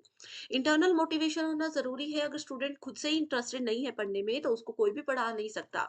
सोशियो कल्चरल बैकग्राउंड होना चाहिए, लर्निंग पावर देख लो, सिर्फ छोटे-छोटे से पॉइंट्स हैं, ज़्यादा इसमें कुछ भी नहीं है। फैक्टर्स कौन-कौन से जो कि टीचिंग को इफ़ेक्ट करते हैं? टीचर, लर्नर और एनवायरनमेंट। अब सिर्फ 3 पॉइंट्स ऐसे नहीं है। टीचर के एंड पे कौन-कौन सी चीज़ें ऐसी हैं जो कि उनके शिक्षण को प्रभावित करती है? जैसे मान लीजिए मैं एक टीचर हूँ, मान लो कि मुझे बेसिक नॉलेज ही नहीं है, मुझे ये भी नहीं पता कि यूजीसी नेट एग्ज़ाम क्या है, क्या इससे बनते हैं, क्या इसके फ़ायदे हैं, क्या इसका सिलेबस है। तो सबसे पहला फैक्टर यही हो जाएगा हमारी टीचिंग को अफ़ेक्ट करने में। कि बच्चे मेरे पास आ गए, उनको पता है, अब मैं उनको बता ही नहीं पा रही हूँ, मुझे नॉलेज ही नहीं है, ना मुझे टॉपिक का नॉलेज है, ना मुझे सब्जेक्ट का नॉलेज है, ना मुझे सिलेबस का नॉलेज है। तो ये एक ऐसा फैक्टर हो गया, एक ऐसा कारक हो गया जो कि मेरे शिक्षण को प्रभावित कर सकता है। लर्नर के पॉइंट ऑफ व्यू से ये हो सकता है कि लर्नर इंटरेस्टेड ही नहीं है। कोई स्टूडेंट ऐसा है जो कि पायलट बनना चाहते थे, लेकिन उनके पेरेंट्स को शौक था कि हमारा बच्चा असिस्टेंट प्रोफेसर बने, और वो ज़बरदस्ती से एग्ज़ाम में आ गए। तो वो चाहे जितनी मर्ज़ी कोशिश कर ले, वो इतने इंटरेस्ट के साथ पढ़ ही नहीं पाएँगे, ईज़ीएस्ट चीज़ों को भी समझ नहीं पाएँगे। अब जैसे मैं अपने पूरे एफर्ट्स कर रही हूँ आप बच्चों को पढ़ाने के लिए कि एग्ज़ाम में कम टाइम है, स्टूडेंट्स को नहीं पता चल रहा कैसे पढ़ना, कैसे पढ़ना। तो मैंने सोचा चलो 60 मिनट्स में आपको हर एक चीज़ दे देते हैं।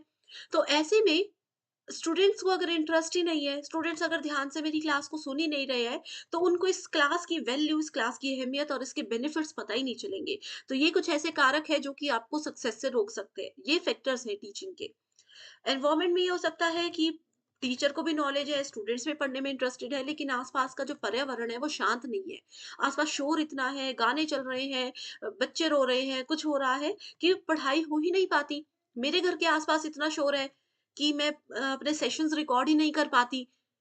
तो वो एनवायरनमेंट भी एक फैक्टर होता है, जिसकी वजह से एक टीचर लर्नर जितने में यदि इंटरेस्टेड हो पढ़ाने में, वो नहीं उसको सक्सेसफुल कर पाते हैं। उसके बाद 2 टाइप के लर्नर्स होते हैं जिससे एग्ज़ाम में क्वेश्चन्स आते हैं, एडोलेसेंट लर्नर्स छोटे बच्चे, और जिसको कि किशोरावस्था के बच्चे बोला जाता है। इनकी 4 कैरेक्टरिस्टिक्स होती है, academic, social, emotional and cognitive. Academics होती है जो स्कूल वगैरह से रिलेटेड है, moving from concrete to abstract, basic से थोड़े एक लेवल अप जाते हैं।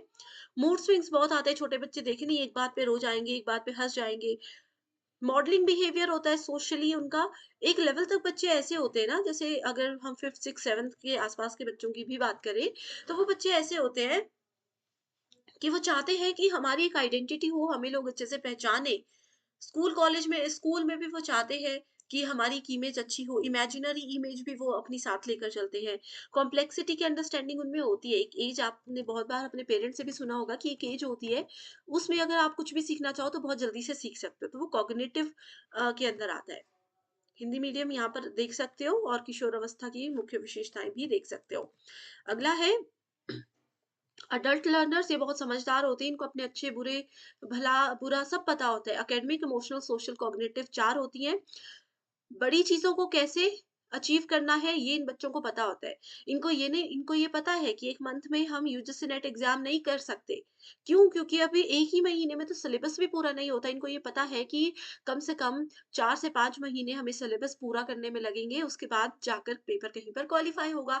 तो एकेडमिक्स में वो इतने स्ट्रॉन्ग होते हैं, उनको पता है कि बड़ी चीज़ को अचीव करने में समय लगता है और कैसे हमें उसको कंट्रोल में रखना है।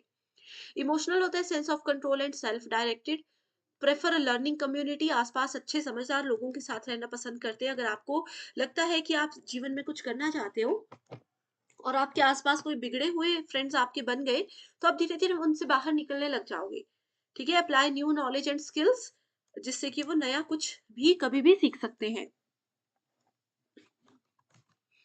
ओके। सो अडल्ट लर्नर्स की कुछ विशेषताएं भी होती हैं, जैसे कि वो लीडरशिप क्वालिटीज होती है, एक्सपीरियंस होता है, अपील, रिस्पेक्ट, नोबल स्टाइल्स इनमें रहते हैं। Next is factors affecting teaching related to, ये हमने ऑलरेडी पढ़ लिया। ठीक है, हमने टीचर लर्नर सपोर्ट मटेरियल होता है, जैसे मेरे को नॉलेज भी है, आप पढ़ना भी चाहते हो, लेकिन मेरे पास लैपटॉप ही नहीं है, मैं कैसे पढ़ाऊंगी? मेरे पास व्हाइट बोर्ड, ब्लैक बोर्ड ही नहीं है, मैं कैसे पढ़ाऊंगी? इंस्टीट्यूशन जहाँ पर मैं जॉब करती हूँ, जहाँ पर मैं पढ़ाती हूँ, वो मुझे फैसिलिटीज ही नहीं दे रहे। तो वो चीज़ें भी प्रभाव डाल सकती हैं हमारी टीचिंग लर्निंग में। एनवायरमेंट हम डिस्कस कर चुके हैं, कॉम्पिटेंसी यानी कि क्षमता। अब जैसे कि आपके सेशन के लिए मैं लगातार बिना ब्रेक के 60 मिनट से बोल रही हूँ, ठीक है? तो ये क्षमता होना भी ज़रूरी है। एक अच्छी टीचिंग के लिए क्या-क्या चीज़ें ज़रूरी है? डायग्नोसिस, पहले तो देखो, डायग्नोज़ करना है, आपको समझना है, ठीक है? स्टूडेंट्स की क्या, आप किसी जगह पर जा रहे हो, आपके टीचर पहले दिन आपको नहीं पढ़ाते। वो क्या करते हैं, पहले दिन सिर्फ़ ध्यान रखेंगे, इंट्रोडक्शन लेंगे, इससे वो सिर्फ़ इंट्रोडक्शन लेकर आपका नाम जानकर कुछ बड़ी चीज़ अचीव नहीं करते। वो एक्चुअल में स्टूडेंट्स को पहले दिन ऑब्ज़र्व करते हैं कि किस लेवल के बच्चे हैं, कितनी इनमें अंडरस्टैंडिंग है, किस चीज़ में इनको इंटरेस्ट है, तो वो डायग्नोसिस होता है।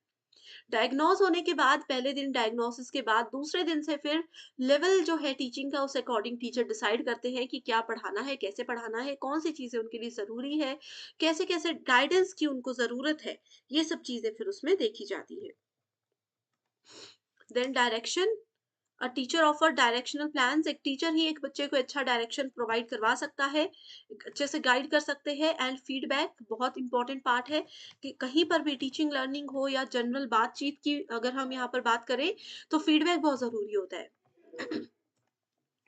मेथड्स ऑफ टीचिंग में ऑलरेडी हमने डिस्कस कर लिया है, online, offline methods, teacher centred, learner centre, देखो ऑनलाइन मेथड ऑफलाइन में आता है, लेक्चर मेथड, डिस्कशन मेथड, ये सब चीज़ें।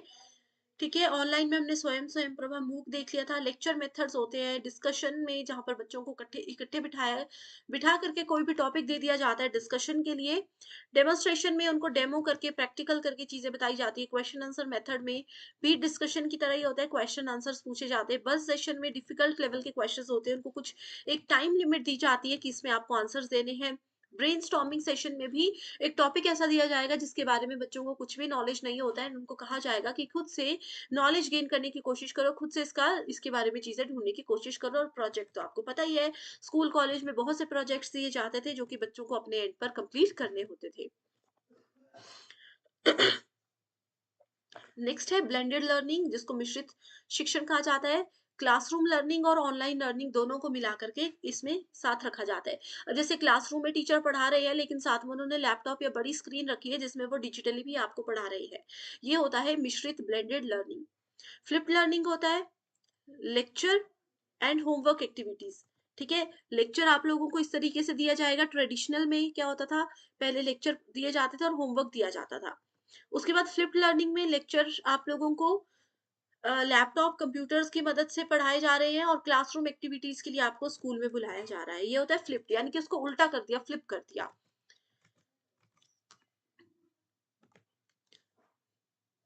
अब आता है सबसे इम्पोर्टेंट टॉपिक टीचिंग एप्टीट्यूड का, दैट इज इवैल्यूएशन सिस्टम, मूल्यांकन। अब आप लोगों के जो फाइनल एग्जाम्स होते हैं, वो क्या है, आप लोगों ने पूरा साल क्या किया उसका मूल्यांकन करने के लिए लिए जाते हैं। Evaluation is the process of gathering and interpreting evidence on changing the behaviour of the students as the progress through school. Definitions पर नहीं जाते हैं, डायरेक्ट आपको बताती हूँ, देखो। इवैल्यूएट करना इतना ज़रूरी होता है, अब पूरे साल अगर आपने क्या किया, क्या समझा, उसके लिए इवैल्यूएशन ज़रूरी होता है, ठीक है?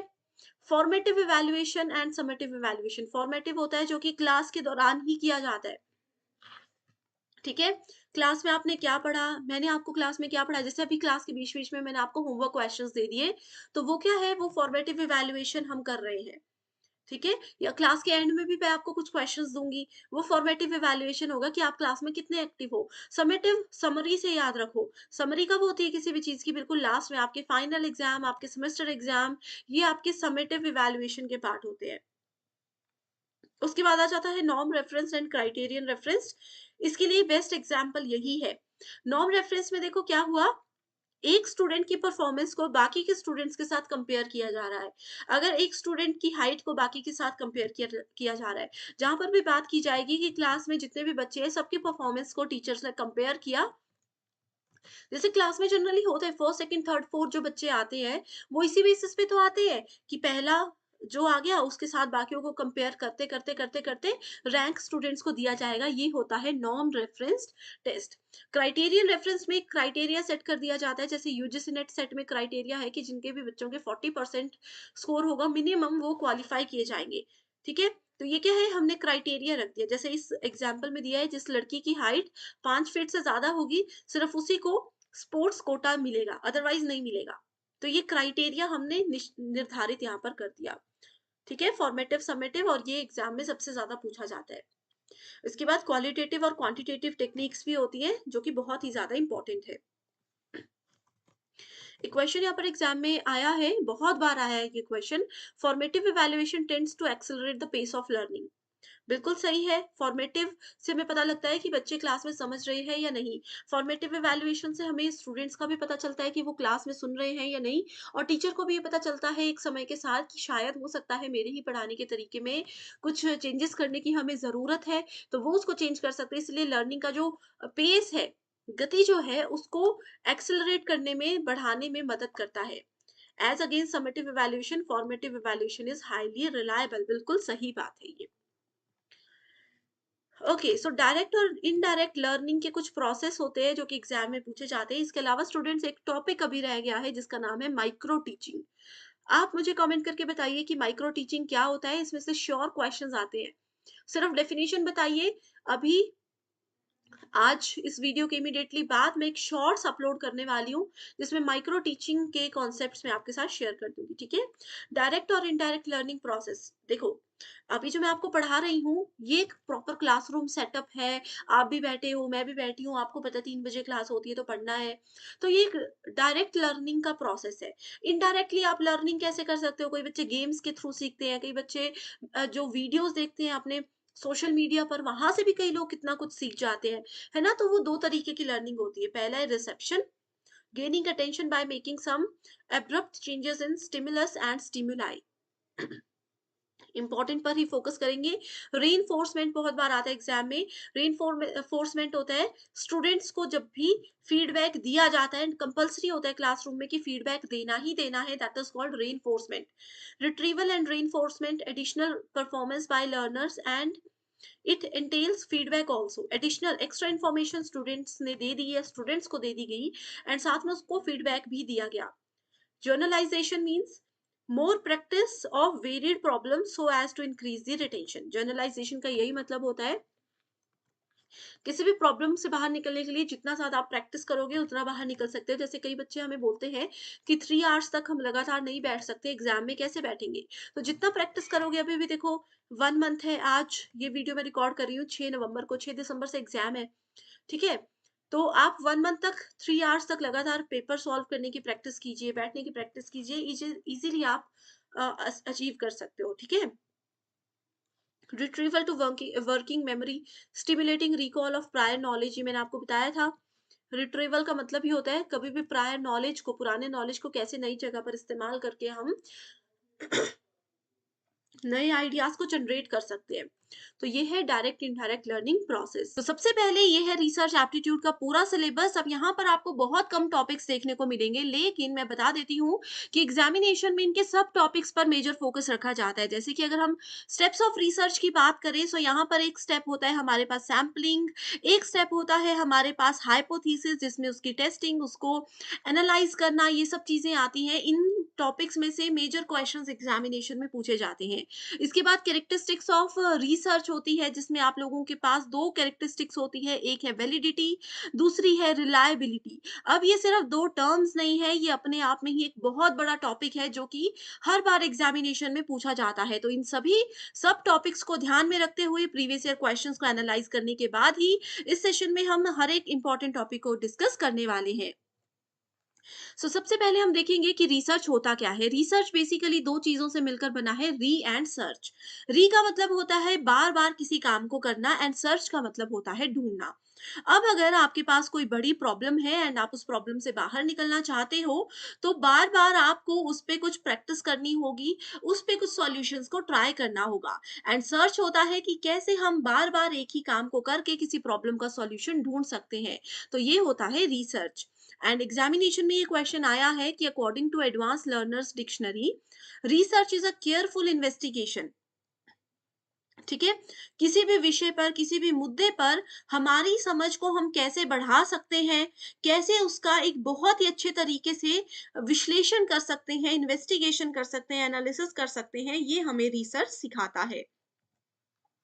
रिसर्च में भी defined as the systematic method. अब देखो, रिसर्च में ऐसा नहीं है कि आज आपने कुछ काम किया, आपको उसका सॉल्यूशन शाम तक नहीं मिला तो आपने उसको छोड़ दिया, अगले दिन आप किसी और चीज पर आ गए। रिसर्च में ऐसा बिल्कुल भी नहीं होता है। रिसर्च एक सिस्टमैटिक मेथड होता है, एक ऐसा तरीका होता है जिसपे आपको नियमों के साथ काम करना होता है। इस मेथड में हम डिस्कवर करते हैं नए फैक्ट्स को, वेरीफाइंग ओल्ड फैक्ट्स। कोई, अगर मान लीजिए कोई भी मेरे रिसर्च का एबीसी नाम का टॉपिक है, उसमें कोई ओल्ड रिसर्च हो चुकी है, किसी और पर्सन ने उस पे ऑलरेडी रिसर्च कर दी है, तो उनके रिसर्च को वेरीफाई करना, उसी को आगे बढ़ाते हुए नए फैक्ट्स को डिस्कवर करना, फाइंड आउट करना और उनके बीच में रिलेशनशिप्स को फाइंड आउट करना, उनके एक्सप्लेनेशन को आइडेंटिफाई करना, ये सब चीजें हमें रिसर्च सिखाता है। एंड ये डेफिनेशन बहुत बार एग्जामिनेशन में एज इट इज पूछी गई है। अगला इंपॉर्टेंट टॉपिक है ऑब्जेक्टिव्स ऑफ रिसर्च, कि रिसर्च को किया क्यों जाता है। अब बहुत से कारण है रिसर्च करने के। एक तो हो सकता है कि आपके पास कोई एक बहुत बड़ी प्रॉब्लम है या समाज में कोई एक बहुत बड़ी प्रॉब्लम है और आपको लगता है कि आप में वो कैपेबिलिटीज हैं कि आप उस प्रॉब्लम का परमानेंट सॉल्यूशन अपनी, अपने समाज को, अपनी कंट्री को, अपने आसपास के लोगों को दे सको, तो आप रिसर्च कर सकते हो। रिसर्च डिस्कवर करता है किसी भी नए फैक्ट को, जो चीज किसी भी पर्सन को पता नहीं होती, उस चीज को सर्च करना। एंड ऐसा नहीं है कि वो इनवैलिड हो, वो चीज वैलिड भी होनी चाहिए, वो एक्सेप्टेबल भी होनी चाहिए, तभी उस रिसर्च को सक्सेसफुल माना जाता है।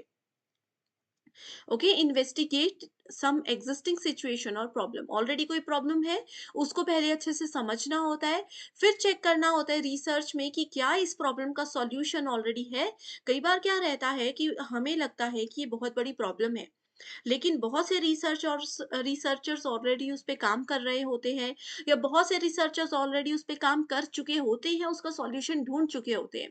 तो रिसर्च के प्रॉब्लम का सॉल्यूशन ढूंढने के लिए सबसे पहले एज अ रिसर्चर आपको ये पता होना चाहिए कि प्रॉब्लम क्या है और क्या क्या इसके फिजिबल सॉल्यूशन ऑलरेडी मार्केट में है और क्या नहीं है, ताकि आप उस पर इन्वेस्टिगेशन शुरू कर सको।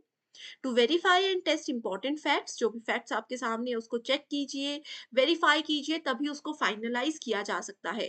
टू एनालाइज एन इवेंट और प्रोसेस और phenomena, to identify the cause and effect relationship, to develop new scientific tools, concept theories to solve, understand scientific and non-scientific problems। Experiments यहाँ पर कहा है कि सिर्फ साइंटिफिक मेथड्स में रिसर्च नहीं की जाती, साइंटिफिक या नॉन साइंटिफिक कोई भी प्रॉब्लम हो, रिसर्च होती ही है। अब इतने सारे स्टूडेंट्स हैं, देखो लगभग लगभग 6 से 7 लाख बच्चा हर बार नेट सेट एग्जामिनेशन देते हैं। उनमें से बहुत से बच्चों का ड्रीम होता है कि वो पीएचडी करे, तो पीएचडी में करना क्या होता है, रिसर्च ही तो करना होता है। ओके, रिसर्च इसीलिए इतना इंपॉर्टेंट है इन एग्जामिनेशन में। रिसर्च बेसिकली आपको हेल्प करता है किसी भी प्रॉब्लम का सॉल्यूशन ढूँढने में, लेकिन आपको ये भी सिखाता है कि कैसे रूल्स और रेगुलेशंस को ध्यान में रखते हुए, कुछ नियमों को, कुछ स्टेप्स को ध्यान में रखते हुए ही आप रिसर्च को सक्सेसफुली कंडक्ट कर सकते हो। इसी के साथ रिसर्च की कैरेक्टरिस्टिक्स हैं जो कि 100% एग्जाम में आते ही हैं। बहुत से कैरेक्टरिस्टिक्स हैं, लेकिन मेजर फोकस हमारा रहेगा रिलायबिलिटी यानी कि विश्वसनीयता, और वैलिडिटी यानी कि वैधता पर। Okay, so reliability and validity के को भी फर्दर डिवाइड किया गया है, बहुत से हिस्सों में बांटा गया है, वो भी हम डिटेल में देखेंगे। सो बाकी है ऑब्जेक्टिविटी, एक्यूरेसी, कि जो भी आप रिसर्च कर रहे हो, मान लीजिए रिसर्च के दौरान आपका कोई रिजल्ट 9.16 आ गया, आपने क्या किया, उसको 10.0 कर दिया कि 9 और 10 में क्या डिफरेंस है। तो ये आपको एक्यूरेसी को फॉलो करना होता है कि अगर आपका जो एग्जैक्ट रिजल्ट आया है आप उसी को फॉलो करो। क्रेडिटेबिलिटी, कि अगर आप कहीं से किसी और का डेटा यूज कर रहे हो तो उनको क्रेडिट जरूर देना चाहिए। जर्नलाइजेबिलिटी, की जनरल सामान्यीकरण, सामान्य चीजों पर फोकस रखना चाहिए, ना कि डायरेक्टली आप एडवांस चीजों पर चले जाओ। एम्पेरिकल रिसर्च, ये रिसर्च का एक टाइप है जिसको हम आगे देखेंगे। कंट्रोल्ड फैक्टर्स, की रिसर्च में ऐसा नहीं है कि तुक्के में ही आप सैंपल्स कलेक्ट कर लो, तुक्के में ही हाइपोथेसिस कर लो, तो कंट्रोल आपका होना चाहिए अपने फैक्टर्स पर, अपने डिसीजंस पर, साथ ही लॉजिकल होता है और ये रेप्लिकेबल भी होता है। तो सबसे पहले यहाँ पर हम बात करेंगे रिलायबिलिटी एंड वैलिडिटी की। सो देखो, रिलायबल होता है विश्वसनीय। अब आप लोग अगर रिसर्च कर रहे हो तो आप अपने रिसर्च को रिलायबल कैसे बनाओगे? इससे हम क्या करते हैं, अपने रिसर्च की क्वालिटी को चेक करते हैं। आपका रिसर्च हमेशा रिलायबल होना चाहिए। जैसे मैंने डेटा की बात की थी कि अगर आपका रिजल्ट 9.16 आ रहा है एंड आप उसको 10.0 कर देते हो, तो डिफरेंस दोनों में है। आपका रिसर्च यहाँ पर रिलायबल नहीं है, जो कि एक गलत रिसर्च का तरीका माना जाता है। Okay, they indicate how well a method, technique और test measure something. Reliability is about the consistency of measure and validity is about the accuracy of measure. ठीक है, देखो, रिलायबिलिटी हमें बताता है कि हमने एक ही काम को कितने कंसिस्टेंसी से किया और कैसे हम कंसिस्टेंसी से करते-करते उसके फाइनल रिजल्ट तक पहुँच गए, जो कि एक वैलिड प्रूव्ड रिजल्ट था। और वैलिडिटी हमें ये बताता है कि हमने जो काम किया है, हमारा जो रिजल्ट आया है, उसकी एक्यूरेसी कितनी है और कैसी है? क्या ये वैलिड है या नहीं है? तो एग्ज़ाम में ये स्टेटमेंट्स एज़ इट इज़ आई हैं कि consistency is related to measure and validity is related to accuracy of the measure. ठीक है, सो एग्जामिनेशन के लिए मैच द फॉलोइंग का ये श्योर क्वेश्चन है। आगे आप देख सकते हो, इनके जो टाइप्स होते हैं रिलायबिलिटी और वैलिडिटी के, यहाँ से भी क्वेश्चंस आते हैं और मैच द फॉलोइंग टाइप के क्वेश्चंस आते हैं। Reliability refers to how consistently a method measure something, कितनी कंसिस्टेंसी के साथ कोई भी, कितनी लगातार आप लोग किसी काम को अगर कर रहे हो और आप किसी चीज को मेजर कर रहे हो, ये आपको रिलायबिलिटी बताती है। The clarity and precision of data collection process are essential for the reliability of the research. कि जब आप देखो, रिसर्च के लिए डेटा कलेक्ट करना होता है, उसके अलग-अलग मेथड्स होते हैं जो हम आगे देखेंगे। कितनी क्लैरिटी से और कितनी स्पष्टता के साथ और कितनी सटीकता के साथ आप लोग उस डेटा को कलेक्ट कर रहे हो, वो बताता है आपके डेटा की रिलायबिलिटी, आपके रिसर्च की reliability. So, if the data collection process is unclear or imprecise, then the data that is collected will be unreliable. अगर आपको लगता है, मान लीजिए आप अपने रिसर्च के लिए डेटा कलेक्ट कर रहे हैं एंड उसके लिए आपको खुद को भी श्योरिटी नहीं है, ठीक है, आप लोगों को लोगों से, पब्लिक से इंटरव्यू लेने हैं, उनके व्यूज पूछने हैं किसी रिसर्च को लेकर, एंड आपने गलत ऑडियंस को ही उठा लिया। आपको पूछना है कि मान लीजिए कि सोशल मीडिया का क्या इम्पैक्ट है हमारे न्यू जनरेशन पर, और आप चले गए किसी और ही पर्सन के पास, आप चले ही गए न्यू पर्सन के पास, तो ऐसे क्या होगा, आपकी रिलायबिलिटी गलत होगी। अगर आप गलत डेटा कलेक्ट करते हो, गलत सैंपल को सेलेक्ट करते हो, तो डेफिनेटली आपका रिसर्च कभी भी रिलायबल नहीं होगा। तो अब एक रिसर्च को टेस्ट करने के साथ साथ अब हमें रिलायबिलिटी को भी टेस्ट करना होता है कि क्या हम डेटा सही कलेक्ट कर रहे हैं, क्या हमारा रिसर्च सही डायरेक्शन में जा रहा है या नहीं। तो उसके लिए 3 मेथड्स होते हैं। पहला है टेस्ट रीटेस्ट, इंटररेटर और इंटरनल रिलायबिलिटी। अब टेस्ट रीटेस्ट के नाम से पता चल रहा है कि एक बार टेस्ट किया, हमें सेटिस्फेक्शन नहीं हुई तो वापस टेस्ट कर लिया। तो सेम टेस्ट ओवर टाइम, कुछ-कुछ देर के बाद हम सेम टेस्ट को रिपीट अगर करेंगे, that is called test retest. Interrater होता है same test conducted by different people. अब एक टेस्ट अगर हमने मान लीजिए 8 से 10 साल के बच्चों पे किया, सेम टेस्ट अगर हम लोगों ने 20 से 21 साल के लोगों पर किया और सेम टेस्ट हमने 40 प्लस की एज वाले लोगों के साथ किया, और इस चीज को बोला जाता है इंटररेटर। अगला है इंटरनल। डिफरेंट, ये क्या होता है? The individual items of a test. ठीक है, इंटरनल रिलायबिलिटी इसको बोला जाता है, बहुत इंपॉर्टेंट है इसको टेस्ट करने के ये तरीके। नेक्स्ट आ जाता है वैलिडिटी। सो रिसर्च की वैलिडिटी हमें क्या बताती है, वैधता क्या बताती है? अब देखो, आप लोग बोलते हो ना, आप लोगों ने मोबाइल में रिचार्ज करवाया कि वो उसकी वैलिडिटी 28 डेज है, तो वैसे ही रिसर्च आप कर रहे हो, क्या ये रिसर्च का जो सॉल्यूशन है आपका, वो लंबे समय तक हमें किसी बड़ी प्रॉब्लम से बाहर निकाल रहा है, या फिर ये टेम्परेरी सॉल्यूशन है, आपने सिर्फ इसीलिए किया है कि आपको जस्ट रिसर्च करना था। तो validity refers to how accurately a method measures what it is intended to measure। एक मेथड को आप कितनी ईमानदारी के साथ, कितने सही तरीके से कर रहे हो, एंड जिस चीज के लिए वो मेथड आप यूज कर रहे थे, क्या वो आपको उसी बात का बेस्ट सॉल्यूशन दे रहा है या नहीं दे रहा, that is called validity of a research. It refers to how well the result among the study participants represent true findings among similar individuals outside the study। Okay, so validity के भी 3 types होते हैं, वैसे तो और भी हैं, लेकिन मेजर फोकस हमारा 3 पर रहता है। कंस्ट्रक्ट वैलिडिटी, कंटेंट वैलिडिटी और क्राइटेरियन वैलिडिटी। ओके, इससे पहले मैं आपको एक चीज़ और बता देना चाहती हूँ, रिलायबिलिटी बेसिकली 2 टाइप की भी होती है।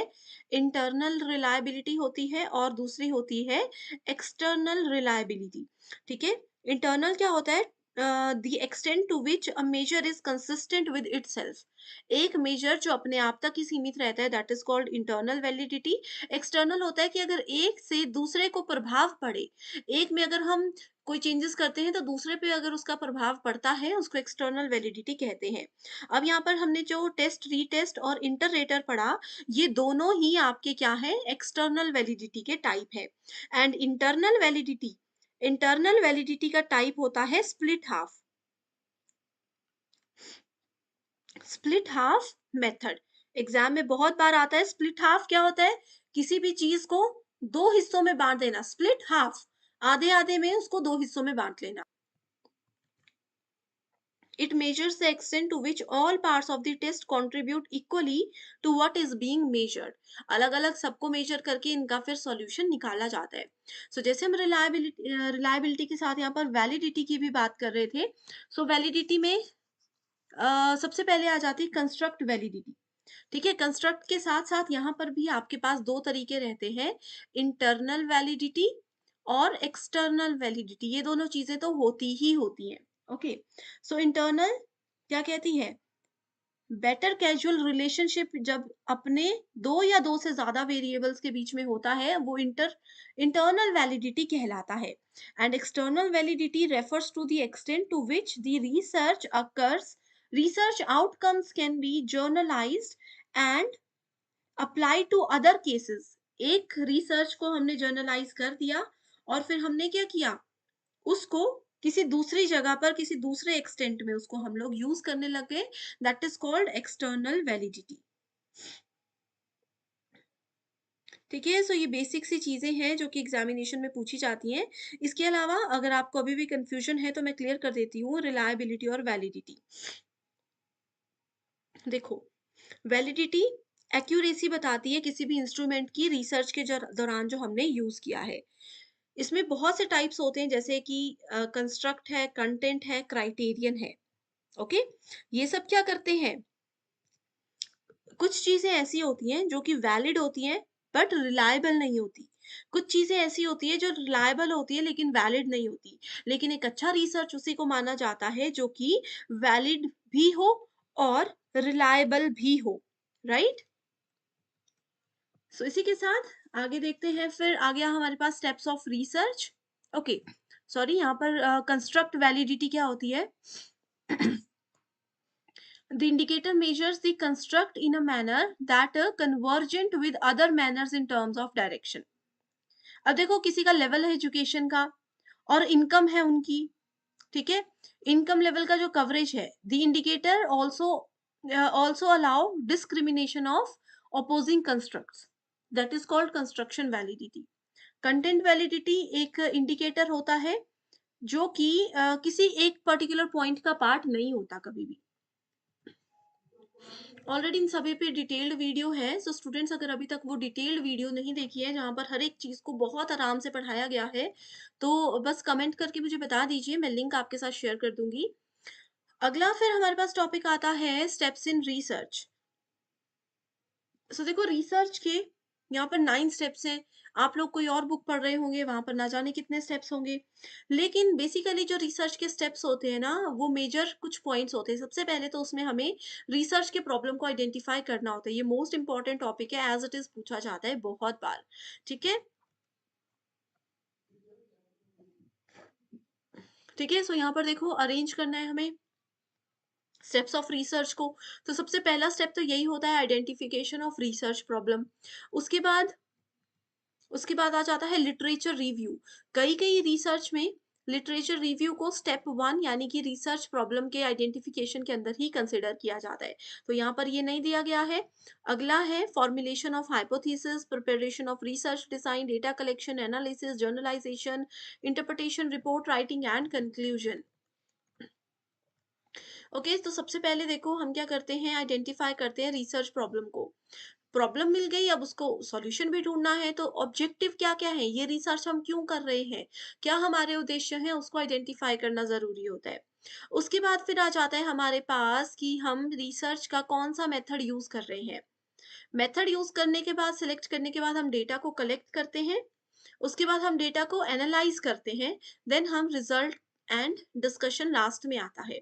सो करेक्ट आंसर क्या हो गया, 1 2 4 3 5 and 6। Correct answer is option number B. इसी के साथ टाइप्स ऑफ रिसर्च में देखते हैं। देखो इतने सारे टाइप्स हैं, बहुत इजी है। मैं कुछ ऐसे ट्रिक्स और कुछ कीवर्ड्स आपको भी बताने वाली हूँ जिससे ये सारे टाइप्स आप लोगों के क्लियर हो जाएंगे। ओके, तो देखो सबसे पहले है फंडामेंटल रिसर्च। फंडामेंटल रिसर्च को आप बेसिक रिसर्च भी बोल सकते हो। कई बार ऐसा होता है ना, आपके दिमाग में कोई प्रश्न आ जाता है, कोई भी सवाल आ गया बेसिक सा, कि अच्छा आपने मान लिया कि श्रीलंका की राजधानी क्या है, वो कैसी दिखती है, वो सिटी कहाँ कहाँ पर है, वहां पर देखने लायक चीजें क्या क्या है।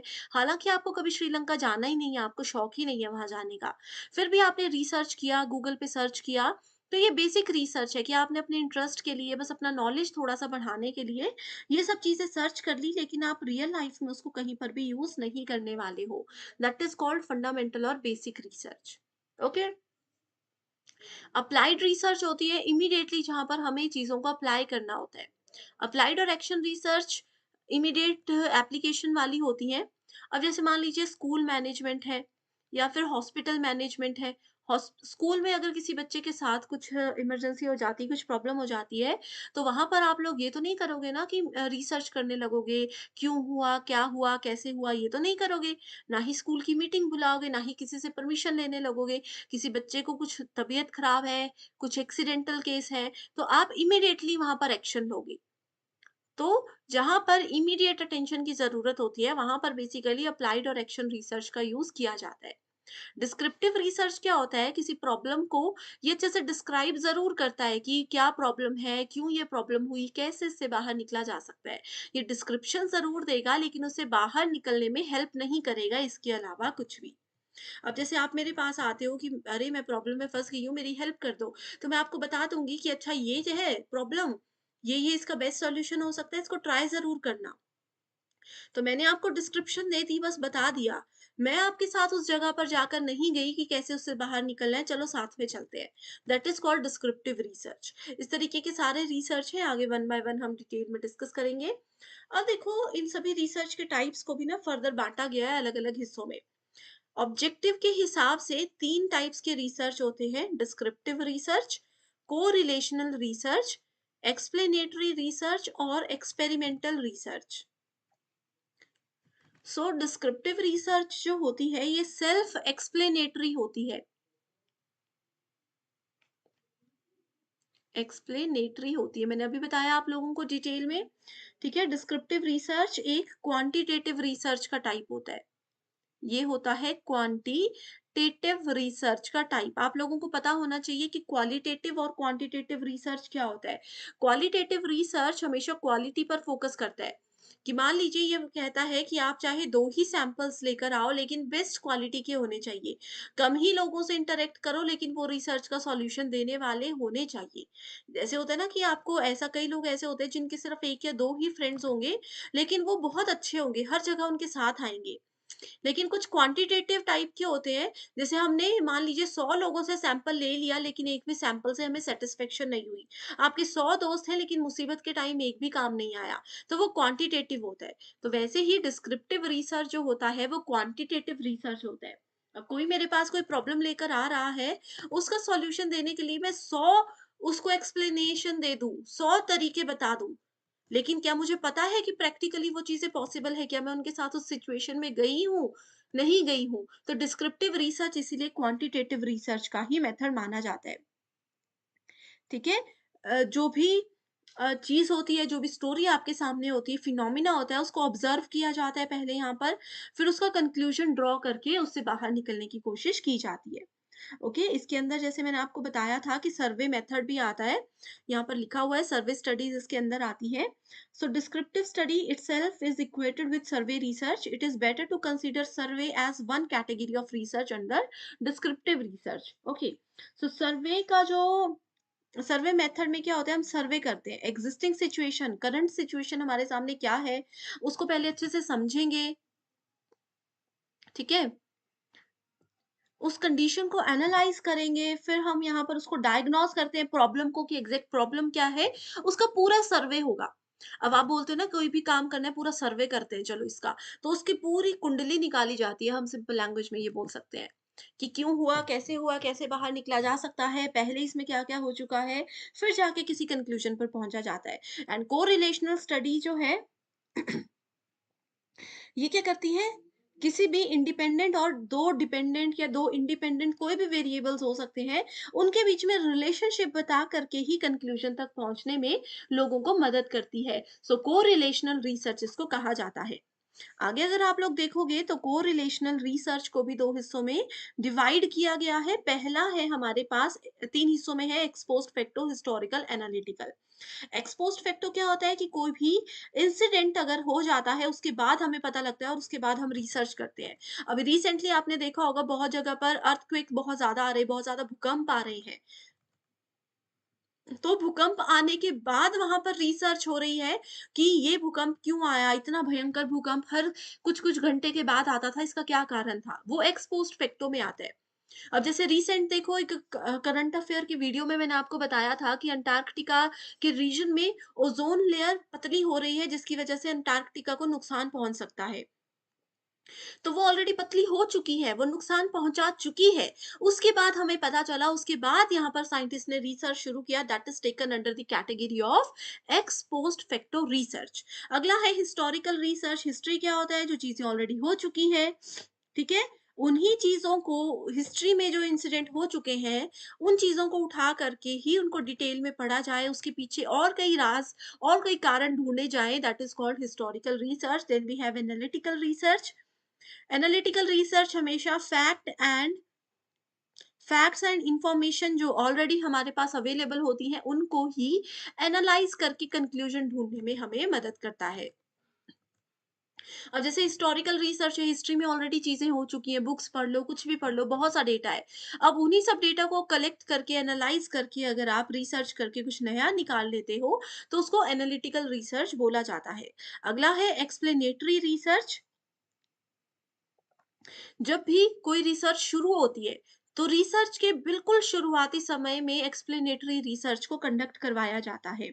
ठीक है? ये किसी भी उस एरिया, रिसर्च के एरिया को एक्सप्लोर करने में हमें हेल्प करता है, उसको एक्सप्लेन करने में हमें हेल्प करता है कि क्या है, क्यों है, कैसे यहाँ पे प्रॉब्लम हुई है, ये सब चीज़ें। एंड इसमें हमेशा स्मॉल स्केल स्टडी का ही इस्तेमाल किया जाता है। अगला आ जाता है हमारे पास एक्सपेरिमेंटल रिसर्च। सो एक्सपेरिमेंटल रिसर्च क्या करता है? कैजुअल रिलेशनशिप फाइंड आउट करता है। ये बनाया ही इसलिए गया है ताकि ये 2 या 2 से ज़्यादा वेरिएबल्स के बीच में कैज़ुअल रिलेशनशिप हमें फाइंड आउट करने में मदद कर सके। ठीक है? इसमें जितने भी इंडिपेंडेंट यानी कि आज़ाद वेरिएबल्स होते हैं, उसको मैनिपुलेट भी किया जाता है। एक्सपेरिमेंटल रिसर्च की कैरेक्टरिस्टिक्स में भी हमेशा लिखा गया है कि मैनिपुलेशन इसकी एक सबसे इम्पोर्टेंट कैरेक्टरिस्टिक होती है। चीज़ों को कंट्रोल करके रखना इसकी एक कैरेक्टरिस्टिक होती है। चीज़ों का रिफ्लेक्सिव नेचर इसमें रहता है, जो कि बहुत ही ज़्यादा इम्पोर्टेंट है। ओके? अगला है हमारे पास classification of research on the basis of application. So application के बेसिस पे डिवाइड किया जाता है फंडामेंटल एंड अप्लाइड, ऑलरेडी हम डिस्कस कर चुके हैं। फंडामेंटल रिसर्च जो है वो ज़्यादातर एकेडमिक्स में यूज़ की जाती है, जनरल अपने नॉलेज को बढ़ाने के लिए यूज़ की जाती है। एंड अप्लाइड रिसर्च प्रैक्टिकली कैसे किस चीज़ को कहाँ पर यूज़ किया जाए, वो होती है। एग्ज़ाम में जो क्वेश्चन आता है वो ये है कि एक फंडामेंटल रिसर्च क्या है? ये एक्सटेंसिव रिसर्च होती है और अप्लाइड रिसर्च आपके पास इंटेंसिव रिसर्च होती है। ओके, सो इसके लिए फिलहाल इतना ही काफी है। अगला है इंडक्टिव एंड डिडक्टिव। इंडक्टिव क्या होती है? चलो डिडक्टिव है पहले। सो डिडक्टिव, डिडक्ट करना, डिडक्ट मतलब कम करना, तो ऊपर से नीचे की ओर डिडक्टिव होती है। एक टॉप डाउन अप्रोच जिसमें हम अपर लेवल से नीचे के लेवल की ओर आते हैं। इसको सिंपल लैंग्वेज में आप लोग जनरल टू स्पेसिफिक अप्रोच भी बोल सकते हो। ठीक है? यानी कि स्टार्ट हम हाइपोथेसिस से करते हैं, उसके बाद उसको एक्सेप्ट करना है या रिजेक्ट करना है, उस पर आते हैं। वहीं अगर हम इंडक्टिव की बात करें, तो ये आपके पास होती है बॉटम बॉटम अप अप्रोच। ठीक है? बॉटम अप अप्रोच होती है, जो कि आपको स्पेसिफिक से जनरल की ओर लेकर जाती है। स्पेसिफिक चीज़ से जनरल चीज़ों की ओर ले जाकर ये आपको हेल्प करती है। सो इंडक्टिव एंड डिडक्टिव का कॉन्सेप्ट बहुत इंपॉर्टेंट है, ये लॉजिकल रीजनिंग में भी आता है। ओके, नेक्स्ट रिसर्च की कैटेगराइजेशन है structured and unstructured. So structured approach जो होती है रिसर्च में, ये बेसिकली क्वांटिटेटिव होती है। इसको नोट कर लीजिए, ये होती है क्वांटिटेटिव। ये क्वांटिटेटिव मेथड होती है। एंड अनस्ट्रक्चर्ड जो होता है ये आपका क्वालिटेटिव होता है।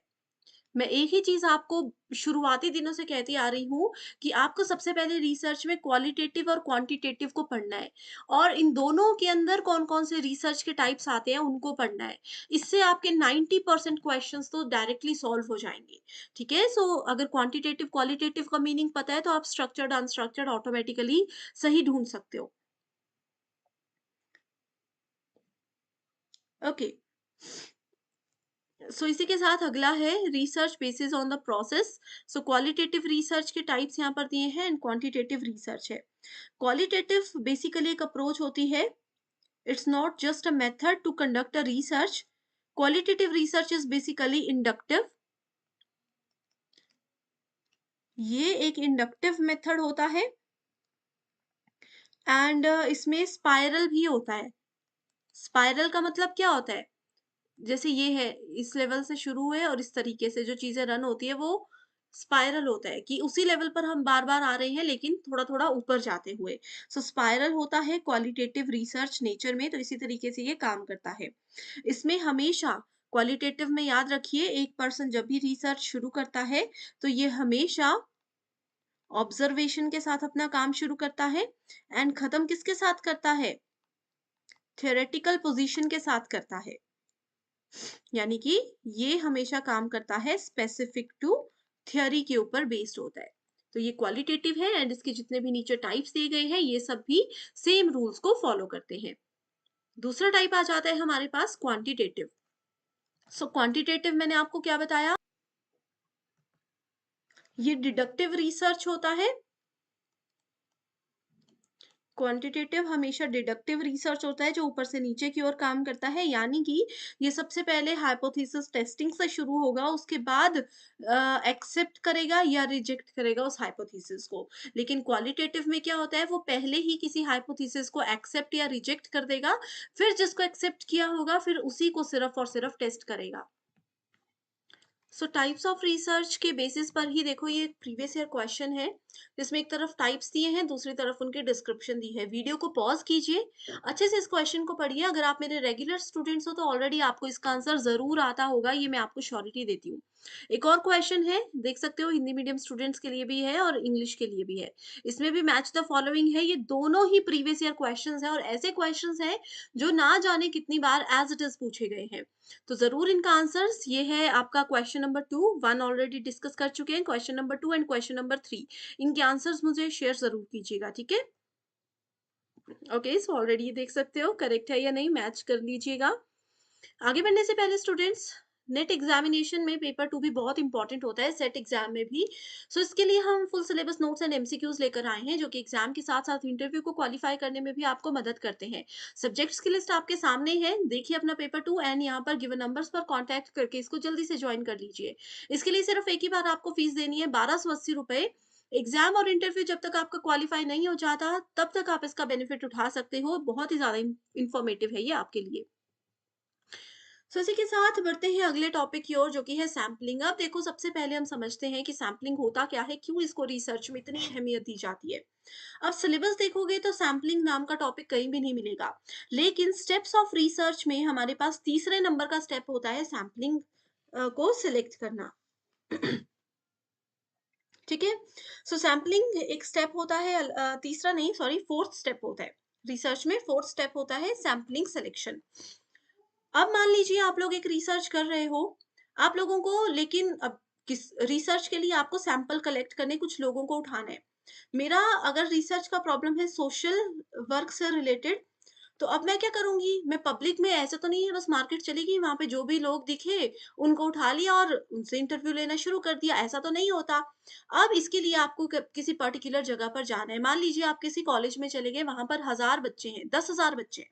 अब 10,000 लोगों से इंटरव्यू लेना, उनसे बेसिक क्वेश्चंस पूछना ईज़ी काम तो नहीं है, इसलिए हम फिर सेलेक्ट करते हैं सैंपल को। अब इन 10,000 लोगों में से आपने कैसे सिर्फ 100 या 50 लोगों को सेलेक्ट करना है, वो आपको सैंपल बताता है। तो ये टोटल पॉपुलेशन 10,000 थी, उसमें से हमने 150 लोगों को सेलेक्ट किया, दैट इज़ कॉल्ड सैंपल। अब इन लोगों को कैसे सेलेक्ट किया जाएगा, उसके लिए बहुत सारे मेथड्स होते हैं हमारे पास, जिसमें पहला मेथड होता है प्रोबेबिलिटी सैंपलिंग, दूसरा होता है नॉन प्रोबेबिलिटी सैंपलिंग। सो इनको भी फर्दर आगे 4-4 हिस्सों में बांटा गया है, जिसमें से as it is questions exam में आते हैं। डायरेक्ट क्वेश्चन पूछा जाएगा कि सिंपल रैंडम सैंपलिंग जो है, वो आपका प्रोबेबिलिटी का टाइप है या नॉन प्रोबेबिलिटी का टाइप है। कोटा सैंपलिंग प्रोबेबिलिटी का टाइप है या नॉन प्रोबेबिलिटी का टाइप है। एज इट इज क्वेश्चन आएंगे, कुछ भी डिटेल में नहीं पूछा जाएगा। ठीक है। सो देखो, प्रोबेबिलिटी के अंदर आता है पहला सिंपल रैंडम, दूसरा क्लस्टर, तीसरा सिस्टमैटिक और चौथा stratified random sampling. Simple random में क्या होता है, अब 1000 लोगों में से पहले मैंने क्या किया, पहले मैंने 1000 लोगों के बीच चली गई, वहां से मैंने रैंडमली, रैंडम क्या होता है, बिना सोचे समझे बस ऐसे ही, मान लो किसी की मुझे पर्सनैलिटी अच्छी लगी, कोई मुझे देखने में बहुत इंटेलिजेंट लगा, किसी का मुझे बात करने का तरीका अच्छा लगा, रैंडमली मैंने किसी से भी इंटरव्यू ले लिया, ये होता है सिंपल रैंडम। ठीक है। तो यहाँ पर देखो, इतने लोग हैं, इनमें से किसी को भी बिना रूल के, बिना कुछ सोचे समझे उठा लिया, that is called simple random. Systematic sampling क्या होता है, ये भी आपका प्रोबेबिलिटी का ही टाइप है, जिसमें कि आपके सामने अगर स्टूडेंट्स हैं, आपने एक सिस्टम के साथ उनको सेलेक्ट किया। जैसे यहाँ पर देखो, एक स्टूडेंट को सेलेक्ट किया, फिर 2 को छोड़ दिया, फिर तीसरे को किया, फिर 2 को छोड़ दिया, फिर तीसरे को किया, फिर 2 को छोड़ दिया, तीसरे को किया। इस तरीके से हमने उठाया रैंडमली ही, बिना लॉजिक के लोगों को उठाया, बिना उनके बैकग्राउंड, बिना उनका इंटरेस्ट जाने, लोगों से इंटरव्यू ले लिया। बस लॉजिक इतना सा था कि हमने 2-3 लोगों को छोड़कर, 2-3 लोगों को छोड़कर यहाँ से चीज़ें, लोगों को पिक करना शुरू कर दिया। स्ट्रेटिफाइड सैंपलिंग बेसिकली यूज करता है स्ट्राटा को। स्ट्राटा का मतलब होता है स्मॉल ग्रुप्स। अब जैसे कि अगर हमने 1000 लोगों का टोटल पॉपुलेशन लिया था, 1000 लोगों में से मैंने क्या किया, छोटे-छोटे ग्रुप्स बना दिए। मान लीजिए एक ग्रुप में मैंने बॉयज़ को अलग कर दिया और दूसरे ग्रुप में मैंने गर्ल्स को अलग कर दिया। ठीक है, बॉयज़ गर्ल्स अलग-अलग हो गए। अब ये क्या कर दिए, मैंने 2 स्ट्राटा बना दिए। अब रैंडमली यहाँ से सिलेक्ट किया जाएगा। ये देखो, स्ट्राटा बना दिए। पहली रो में 3 लड़कियाँ खड़ी थी, मैंने बोला 3 में से 1 आ जाओ। दूसरी रो में 3 लड़कियाँ थी, मैंने बोला सेकंड आ जाओ। तीसरी रो में भी अगर 3 लड़कियाँ होंगी तो यहाँ से मैं इस वाली को उठा लूँगी। तो इस तरीके से हमने स्ट्रेटिफाइड सैंपलिंग में स्ट्राटास करते हैं, छोटे-छोटे अलग-अलग ग्रुप्स में बनाते हैं, फिर वहाँ से उठाते हैं। क्लस्टर सैंपलिंग भी स्ट्रेटिफाइड सैंपलिंग की तरह ही होता है, जिसमें हम ग्रुप्स बनाते हैं। यहाँ पर कोई मेल, फीमेल या हाइट, जेंडर ये चीज़ों का ध्यान नहीं रखा जाता, बस रैंडमली यहाँ पर हमने कुछ ग्रुप्स बना दिए कि ऐसे स्टूडेंट्स को बोल दिया कि चलो अपने-अपने फ्रेंड सर्कल के छोटे-छोटे ग्रुप्स बना लो। तो स्कूल कॉलेज में क्या होता है 4-5 लोगों का ग्रुप होगा, कुछ 10-12 लोगों का ग्रुप होगा, तो वो उस ग्रुप में बन गए और हर एक ग्रुप से मैंने एक-एक बच्चे को पिक कर लिया सैंपलिंग के लिए, वो क्लस्टर सैंपलिंग होता है। तो ये इमेजेस को याद रख लो, बहुत ईज़ी हो जाएगा क्वेश्चंस को सॉल्व करना क्योंकि टफ क्वेश्चंस इस टॉपिक में से बिल्कुल भी नहीं आते। एंड प्रीवियस ईयर क्वेश्चंस पढ़ लो, ऑलरेडी मैं सीरीज़ लेकर आई हूँ, नहीं देखी है तो कमेंट करके बता दीजिए कि सैंपलिंग के प्रीवियस ईयर क्वेश्चंस बता दो ताकि मैं शेयर कर सकूँ आपके साथ लिंक। अब ये 4 टाइप्स जो है, ये है आपके पास नॉन प्रोबेबिलिटी सैंपलिंग के टाइप्स। कन्वीनियंस सैंपलिंग क्या होता है? कन्वीनियंस सैंपलिंग में मान लीजिए लोग हैं, उसमें से हमने टॉप स्टूडेंट्स को सेलेक्ट कर लिया। टॉप स्टूडेंट्स को सेलेक्ट कर लिया, ठीक है? जैसे कन्वीनियंस मेरे हिसाब से मुझे जो कन्वीनिएंट लगे, देखो टॉप भी छोड़ो, कन्वीनियंस क्या होता है? अपने हिसाब से जो ईज़ीएस्ट लग रहा है, मैं स्टेज पे खड़ी हूँ, मैंने बोला कि चलो किसी को भी सेलेक्ट करना है, ऐसे करो जो पहली रो के 10 लोग हैं, आप सब आ जाओ। कन्वीनियंस था, मुझे भी था, उनको भी था, पीछे से किसी को बुलाती तो उनको आगे स्टेज तक आने में समय लगता। That is called convenience sampling. Voluntary response sampling, voluntary अब जैसे मैंने मान लीजिए किसी स्कूल, कॉलेज में जाकर अनाउंसमेंट कर दी कि मैं कंप्यूटर साइंस में आर्टिफिशियल इंटेलिजेंस से रिलेटेड एक रिसर्च कर रही हूँ, तो जो-जो स्टूडेंट्स को इससे रिलेटेड नॉलेज है, जो-जो इसके लिए मुझे रिव्यूज़ देना चाहते हैं, अपना नॉलेज शेयर करना चाहते हैं या क्वेश्चंस पूछना चाहते हैं, तो वो आ सकते हैं। तो वॉलंटरी अपनी इच्छा से कोई भी स्टूडेंट आगे आकर मुझसे बात कर सकते हैं, इस सैंपल का एक हिस्सा बन सकते हैं। पर्पसिव सैंपलिंग होता है जिसमें एक पर्पस होता है। अब मान लीजिए कि मेरा रिसर्च है हिस्ट्री से रिलेटेड, हिस्टोरिकल रिसर्च है, हिस्ट्री मेरा सब्जेक्ट है, ये मान लो। अब यहाँ पर पर्पसिवली मैं सिर्फ और सिर्फ उन्हीं स्टूडेंट्स को सेलेक्ट करूँगी जिनका बैकग्राउंड हिस्ट्री है या जो हिस्ट्री सब्जेक्ट में बहुत ज़्यादा इंटरेस्टेड है, जिनको इसके इसके बारे में काफ़ी ज़्यादा नॉलेज होता है। तो पर्पस है हमारा, हम उसी फील्ड से रिलेटेड स्टूडेंट्स को उठाएँगे। एंड लास्ट आ जाता है स्नोबॉल सैंपलिंग, जिसमें आप देख सकते हो कुछ ग्रुप्स क्रिएट कर दिए गए हैं, सब ग्रुप्स बना दिए गए हैं एंड उस तरीके से वहाँ से स्टूडेंट्स को पिक किया जाता है उनके इंटरेस्ट के अकॉर्डिंग, उनकी रिक्वायरमेंट और नॉलेज के अकॉर्डिंग। ठीक है? सो सैंपलिंग पर डिटेल्ड वीडियो ऑलरेडी है, यहाँ पर देख सकते हो, इस वीडियो के ऊपर आपको लिंक मिल जाएगा। उसमें हर एक चीज़ को और भी ज़्यादा डिटेल में डिस्कस किया गया है। अगला टॉपिक आ जाता है फिर हमारे पास हाइपोथेसिस। सो हाइपोथेसिस भी रिसर्च का ही एक स्टेप्स का सेक्शन आ जाता है। हाइपोथेसिस आप लोगों को सिलेबस में कहीं भी नहीं मिलेगा, लेकिन बहुत इंपॉर्टेंट टॉपिक है। हाइपोथेसिस का मतलब होता है परिकल्पना। अब आप लोग मेरे पास आए कि मैम एक प्रॉब्लम में फंस गई, इससे बाहर निकलने का सॉल्यूशन दो। तो मैंने बोल दिया कि अच्छा ये काम करो, आप बाहर निकल सकते हो, ये ट्रिक भी कर सकते हो या फिर ऐसे करो, ये काम कर लो, जरूर आपको सॉल्यूशन मिल जाएगा। ये परिकल्पना थी, मैं कभी इस प्रॉब्लम में नहीं फँसी, बस मैंने आपको मदद करने के लिए कुछ रैंडम गेस किए, ठीक है? वैसे ही रिसर्च प्रॉब्लम से बाहर निकलने के लिए भी हमें कुछ ना कुछ रैंडम गेस करने पड़ते हैं, ताकि हमें उस प्रॉब्लम का सॉल्यूशन मिल सके। हाइपोथेसिस में अब रैंडम गेस कर लिया वैसा तो नहीं है, आप किसी प्रॉब्लम में हो, आपको सब दोस्तों ने कुछ-कुछ आइडिया दे दिया कि ऐसा-ऐसा कर लो, ईज़ी हो जाएगा। ऐसा तो नहीं है अब आप सबकी ट्रिक ट्राई करोगे, आप सुनोगे सबसे लेकिन उसके बाद उस पे थोड़ा-सा विचार तो करोगे ना, खुद से सोचोगे कि अच्छा ये काम अगर करूँगा, गलत ना फँस जाऊँ, ये काम अगर करूँगा, हो सकता है सॉल्यूशन मिल ही जाए। इस काम को करने में तो सोचने में भी रिस्क है, तो इसको पहले ही रिजेक्ट कर दिया। तो हाइपोथेसिस भी ऐसा ही होता है। हाइपोथेसिस को आपने एक्सेप्ट करना है या फिर उसको रिजेक्ट करना है, ये एक रिसर्चर के हाथ में होता है। Okay, hypothesis testing use sample data to make inference about properties of a population study. Hypothesis को टेस्ट करना भी इंपॉर्टेंट है एंड दो टाइप के हाइपोथेसिस होते हैं, नल और ऑल्टरनेटिव। एंड दो टाइप के एरर्स होते हैं इसमें, टाइप 1 एरर और टाइप 2 एरर। ठीक है?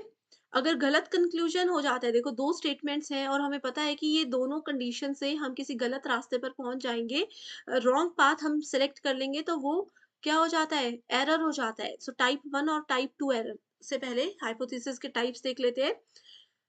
नल हाइपोथेसिस को H0 के नाम से जाना जाता है और अल्टरनेटिव को HA के नाम से जाना जाता है, ठीक है। null hypothesis states that there is no significant relationship between variables। कोई भी रिलेशनशिप नहीं है। अगर हम बोलते हैं ए और बी दोनों मेरे लिए तो बराबर हैं, लेकिन नल हाइपोथेसिस बोलता है कि ए कभी भी बी के बराबर हो ही नहीं सकता। मैं बोलूंगी कि राम और श्याम दोनों का बिल्कुल बराबर नॉलेज है, इक्वल लेवल पर है दोनों। ये नल हाइपोथेसिस बोलेगा कि इनका नॉलेज कभी भी सेम हो ही नहीं सकता। दोनों में चाहे छोटा सा डिफरेंस होगा, लेकिन होगा जरूर। This should be rejected during hypothesis testing. तो नल हाइपोथेसिस को हम जब रिसर्च हाइपोथेसिस की टेस्टिंग चल रही होती है तो उस समय एक्सेप्ट या रिजेक्ट भी कर सकते हैं। अगर हम नल हाइपोथेसिस को रिजेक्ट कर रहे हैं, इसको अगर हम रिजेक्ट कर रहे हैं तो 100% श्योरिटी है कि हम ऑल्टरनेटिव हाइपोथेसिस को एक्सेप्ट ही करेंगे, क्योंकि इसके अलावा हमारे पास कुछ भी दूसरा ऑप्शन नहीं है। ऑल्टरनेटिव ये बोलता है कि हमेशा दो या दो से ज्यादा वेरिएबल्स के बीच में कुछ ना कुछ रिलेशनशिप होता ही है, कि ए बी के बराबर होगा ही होगा, चाहे 100% नहीं होगा, 10% सिमिलैरिटीज होंगी, लेकिन होंगी जरूर। ये कहता है ऑल्टरनेटिव हाइपोथेसिस, जिसको सिंपली रिसर्च हाइपोथेसिस भी बोला जाता है। Hypothesis testing is main concept of which of the type of research. तो एक्सपेरिमेंटल रिसर्च में सबसे ज्यादा हाइपोथेसिस टेस्टिंग को यूज किया जाता है।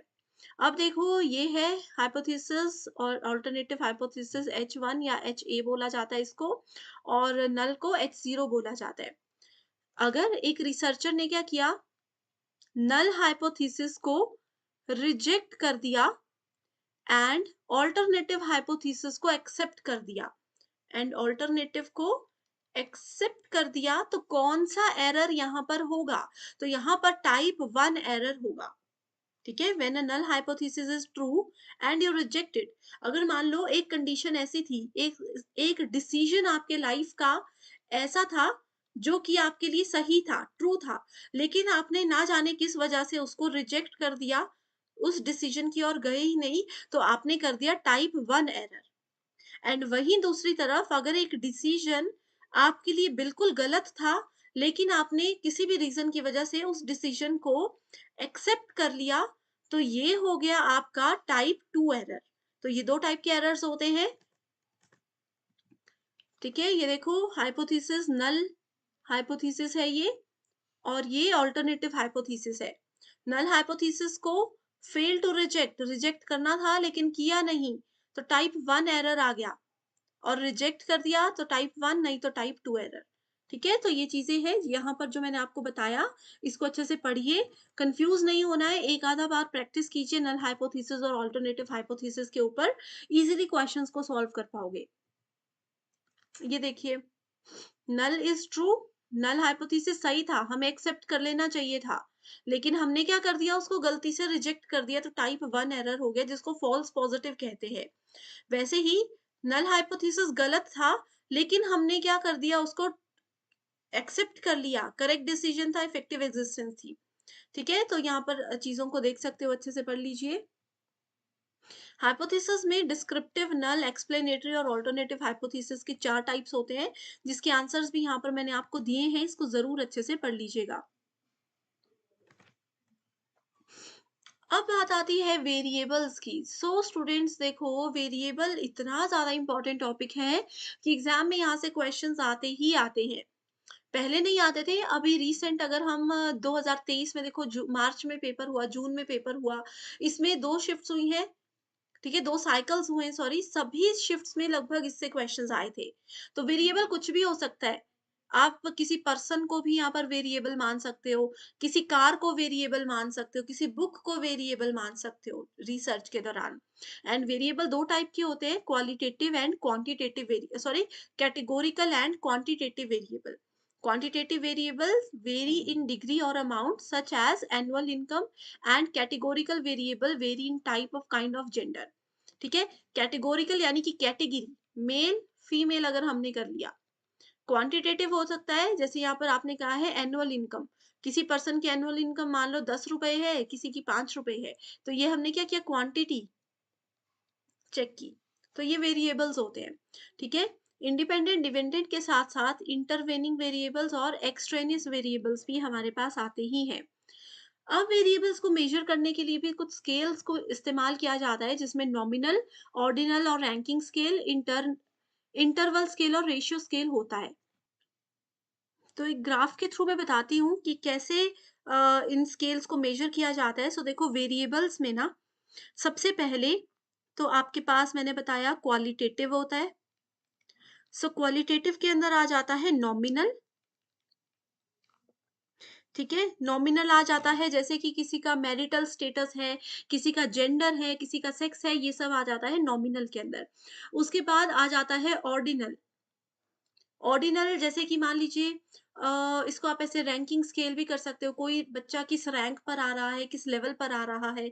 या फिर एक एग्जांपल ले लें कि कोई पर्सन कैंसर पेशेंट है, कोई स्टेज 1 पे है, कोई स्टेज 2 पे है, कोई सिर्फ हल्के से लेवल पर है कि वो पेन किलर्स हैं, इनसे भी टिक सकते हैं। तो ऐसे ऐसे लेवल का जो एनालिसिस होता है, वो हमें ऑर्डिनल स्केल बताता है। उसके बाद फिर दूसरा आ जाता है क्वांटिटेटिव। नॉमिनल, ऑर्डिनल हमने देख लिया। क्वांटिटेटिव में आ जाता है आपके पास इंटरवल। जैसे कि आप डिग्रीज का इंटरवल कर रहे हो कि मेरा जो रिजल्ट है वो हमेशा 68% से लेकर के 98% के बीच में आता है, या यहाँ का टेम्परेचर जो है वो 40 डिग्री से लेकर के 50 डिग्री के बीच में आता है। तो ये एक इंटरवल स्केल हमें रिप्रेजेंट करता है। इसके साथ ही आ जाता है रेशो स्केल। रेशो स्केल क्या करता है, किसी भी जैसे कि पल्स का रेट है, तो वो रेशो स्केल के अंदर आ जाता है। तो ये 2 टाइप्स आते हैं क्वालिटेटिव में, ये 2 टाइप्स आते हैं क्वांटिटेटिव में। इसके अलावा हमारे पास आ जाता है डिपेंडेंट एंड इंडिपेंडेंट, ठीक है? डिपेंडेंट क्या होता है, गैस्ट्रिक सेक्टर्स में आ जाता है, और इंडिपेंडेंट जो किसी पर भी निर्भर नहीं करता, अपने एंड पर ये एक तरीके से अगर काम करता होगा, ठीक है? सो इस तरीके की कुछ चीज़ें हैं। जैसे जो मैंने एग्जांपल्स बताए ना कि नॉमिनल का बेस्ट एग्जांपल है किसी का सेक्स चेक करना, किसी का जेंडर चेक करना, मेल फीमेल, ये सब चीजें हैं, तो ये नॉमिनल में आती है। ऑर्डिनल में इवैल्यूएटिव कॉनोटेशन का टर्म यूज किया जाता है। इवैल्यूएटिव कॉनोटेशन, ये क्वेश्चन एग्जाम में आ चुका है बहुत बार। अगला है टॉपिक रिसर्च एथिक्स। रिसर्च की नैतिकताएं, अब देखो किसी भी काम को करने के लिए कुछ रूल्स, कुछ रेगुलेशंस, कुछ नैतिकताएं होती हैं जो कि फॉलो करना बहुत ज्यादा इंपॉर्टेंट होता है। वैसे ही रिसर्च में कुछ नैतिकताएं हैं, जैसे कि रिसर्च के दौरान आपको बेईमानी नहीं करनी है, जो रिजल्ट आए हैं वही एज इट इज रिप्रेजेंट करने हैं, किसी और का डेटा चोरी करके इस्तेमाल नहीं करना है, किसी और के परमिशन के बिना उनकी रिसर्च रिपोर्ट को हाथ नहीं लगाना है। इस तरीके की कुछ चीजें होती है जो कि रिसर्च एथिक्स के अंदर आती है। एज अ रिसर्चर आपको वो फॉलो करना जरूरी है। ओके, किसी की इंटेलेक्चुअल प्रॉपर्टी है, रिस्पॉन्सिबल ट्रीटमेंट होना चाहिए। अगर आप अपनी रिसर्च के लिए किसी भी ह्यूमन, किसी भी एनिमल, खास तौर पे मेडिकल साइंस की बात की गई है, एनिमल ह्यूमन का इस्तेमाल कर रहे हो, तो आपको ऐसा ध्यान रखना है कि उनको बिल्कुल भी नुकसान ना हो। आप जनरली भी अगर किसी पर्सन से अपने रिसर्च के लिए इंटरव्यू ले रहे हो, आपको उनसे थोड़ा सा पर्सनल क्वेश्चन भी पूछा जाए, तो इतना ज़्यादा आपको उनको अनकंफर्टेबल नहीं करना कि वो आंसर ना दे पाए। तो ये सब चीज़ें रिसर्च एथिक्स के अंदर आती हैं। रिसर्च एथिक्स में सबसे पहली चीज़ ये आती है कि उस पर्सन से जिनसे आप इंटरव्यू लेना चाहते हो या पूछना चाहते हो कुछ, तो उनसे ये सबसे पहले पूछा जाए कि हम आपसे कुछ पर्सनल इन्फॉर्मेशन लेना चाहते हैं, हम आपसे कुछ डिटेल्स चाहते हैं, तो क्या आप इंटरेस्टेड हो? हम आपके 15 मिनट लेंगे, हम आपके 10 मिनट लेंगे। तो ये रिसर्च एथिक्स का मोस्ट इंपॉर्टेंट पॉइंट होता है। Which of the following ethical problems in research, ethical problems क्या है? प्लेजरिज्म, प्लेजरिज्म का मतलब होता है डुप्लीकेसी, किसी और के डेटा को एज इट इज यूज कर लेना। उसके बाद है बल प्रयोग, जबरदस्ती किसी से काम करवाना, गोपनीयता भंग करना, उपकारिता किसी ऐसा तो नहीं है देखो, साहित्यिक चोरी बहुत गलत काम है, जबरदस्ती किसी से काम करवाना भी गलत है। गोपनीयता, अब आपकी रिसर्च के दौरान आपको बहुत सी चीजें हो सकता है जो अपनी फैमिली फ्रेंड्स के साथ सीक्रेट रखनी पड़े, आप अगर उसको भंग कर देते हो या यहाँ की बात वहां कर देते हो, किसी और के रिसर्च डेटा का यहाँ वहां बातें पहुंचाते हो, तो भंग करना, ठीक है? उसके बाद उपकारिता, किसी पे उपकार करके क्या आप रिसर्च कर रहे हो, निष्ठा, पूरी निष्ठा से आपको काम करना है। सो यहाँ पर एथिकल प्रॉब्लम्स की बात की गई है। सो ए बी सी डी यहाँ पर करेक्ट आंसर होगा, A B C D. Okay, A B C only, D भी होगा, बेनिफिशियंस, ठीक है, उपकारिता, यहाँ पर किसी पे आप उपकार नहीं कर रहे हो। ठीक है, सो जो चीजें हमने अभी पढ़ी उन्हीं को एक्सप्लेन किया गया है, देख सकते हो। प्लेजरिज्म है, कोएशन है, ब्रीच ऑफ कॉन्फिडेंशियलिटी है, बेनिफिशियंस है एंड फिडेलिटी है। सो स्टूडेंट्स, अभी भी कोई कंफ्यूजन है तो वीडियो को पॉज करके अच्छे से इसको पढ़ लीजिएगा, बहुत इंपॉर्टेंट टर्म्स हैं ये। अगला क्वेश्चन है, research ethics and its observance are not necessary for the interest of credibility and quality of a research. So क्या बिल्कुल गलत है, ठीक है। और रीजन इसका बताया है, policy making bodies have to have to be accountable for pursuing research with an eye on promoting excellence. बिल्कुल सही है, अच्छे से पढ़ लीजिए, ये क्वेश्चंस ऑलरेडी हम डिस्कस कर चुके हैं, डायरेक्टली आंसर्स हैं, ताकि पता लगे कि कैसे क्वेश्चंस एग्जाम में आते हैं। अब देखो, रिसर्च में ना हमें कुछ चीजें यूज की जाती है, जैसे कि हमें थीसिस लिखनी होती है, हमें सिटेशन का यूज किया जाता है। सो सिटेशन क्या होता है? It is a way you tell your readers that certain material in your work came from another resource. अब मान लीजिए आप लोगों किसी एबीसी नाम के टॉपिक पर रिसर्च कर रहे हो, एंड आपने किसी बुक से रेफरेंस लिया है, किसी बुक से, किसी के बड़े रिसर्चर की बुक से हेल्प ली है, तो आप उसको सिटेशन में जरूर मेंशन करोगे कि हमने जो पढ़ा है, जो यहाँ पर आप इस बुक में पढ़ने वाले हो, इसके लिए हेल्प इस नाम की बुक से ली है, जो इस नाम के रीडर की है। It also gives you readers information necessary to find the location details of the source on the reference or work cited page.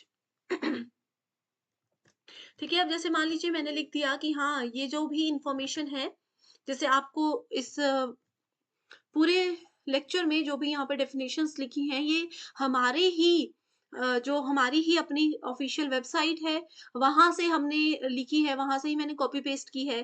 तो अगर मैं सिटेशन लिखूं तो मैं उसका लिंक आपको दे दूंगी वेबसाइट का, क्योंकि यहाँ पर मैंने कुछ पॉइंट्स लिखे हैं, बाकी मैं खुद एक्सप्लेन कर रही हूँ सिंपल लैंग्वेज में, लेकिन वेबसाइट में चीजों को डिटेल में लिखा होगा। सो सिटेशन में भी ऐसे ही चीजों को रिप्रेजेंट किया जाता है। MLA, what is the full form of MLA as a referencing style. So देखो, जब भी रिसर्च थीसिस लिखी जाती है, तो उसमें लिखने के कुछ स्टाइल होते हैं। वैसे तो आपकी यूनिवर्सिटी वो आपको बताती है, लेकिन जनरली कुछ स्टाइल्स होते हैं, जैसे एपीए होता है, एमएलए स्टाइल होता है, ठीक है। हार्वर्ड प्रणाली होती है, यहाँ पर आप देख सकते हो, हार्वर्ड सिस्टम है, एमएचआरए, शिकागो बहुत फेमस है, आई ट्रिपल स्टाइल बहुत फेमस है। तो वैसे ही एमएलए भी होता है। एमएलए की फुल फॉर्म पूछी गई है, तो इसकी फुल फॉर्म क्या है, ये आपने मुझे कमेंट करके बताना है, मैं आपको नहीं बताऊंगी। एग्जाम में आया है क्वेश्चन, एमएलए की फुल फॉर्म, एपीए की फुल फॉर्म बहुत बार आती है। थीसिस क्या होती है? थीसिस बेसिकली एक डिक्लेरेटिव सेंटेंस होता है that asserts the position of a paper will be taking. This statement should be both specific and arguable. Generally, the thesis statement will be placed at the end of the page, end of the first paragraph of your paper. So thesis भी बहुत ज्यादा important होती है, and इसके बिना कोई भी research paper finalise नहीं किया जाता कभी भी। ओके, सो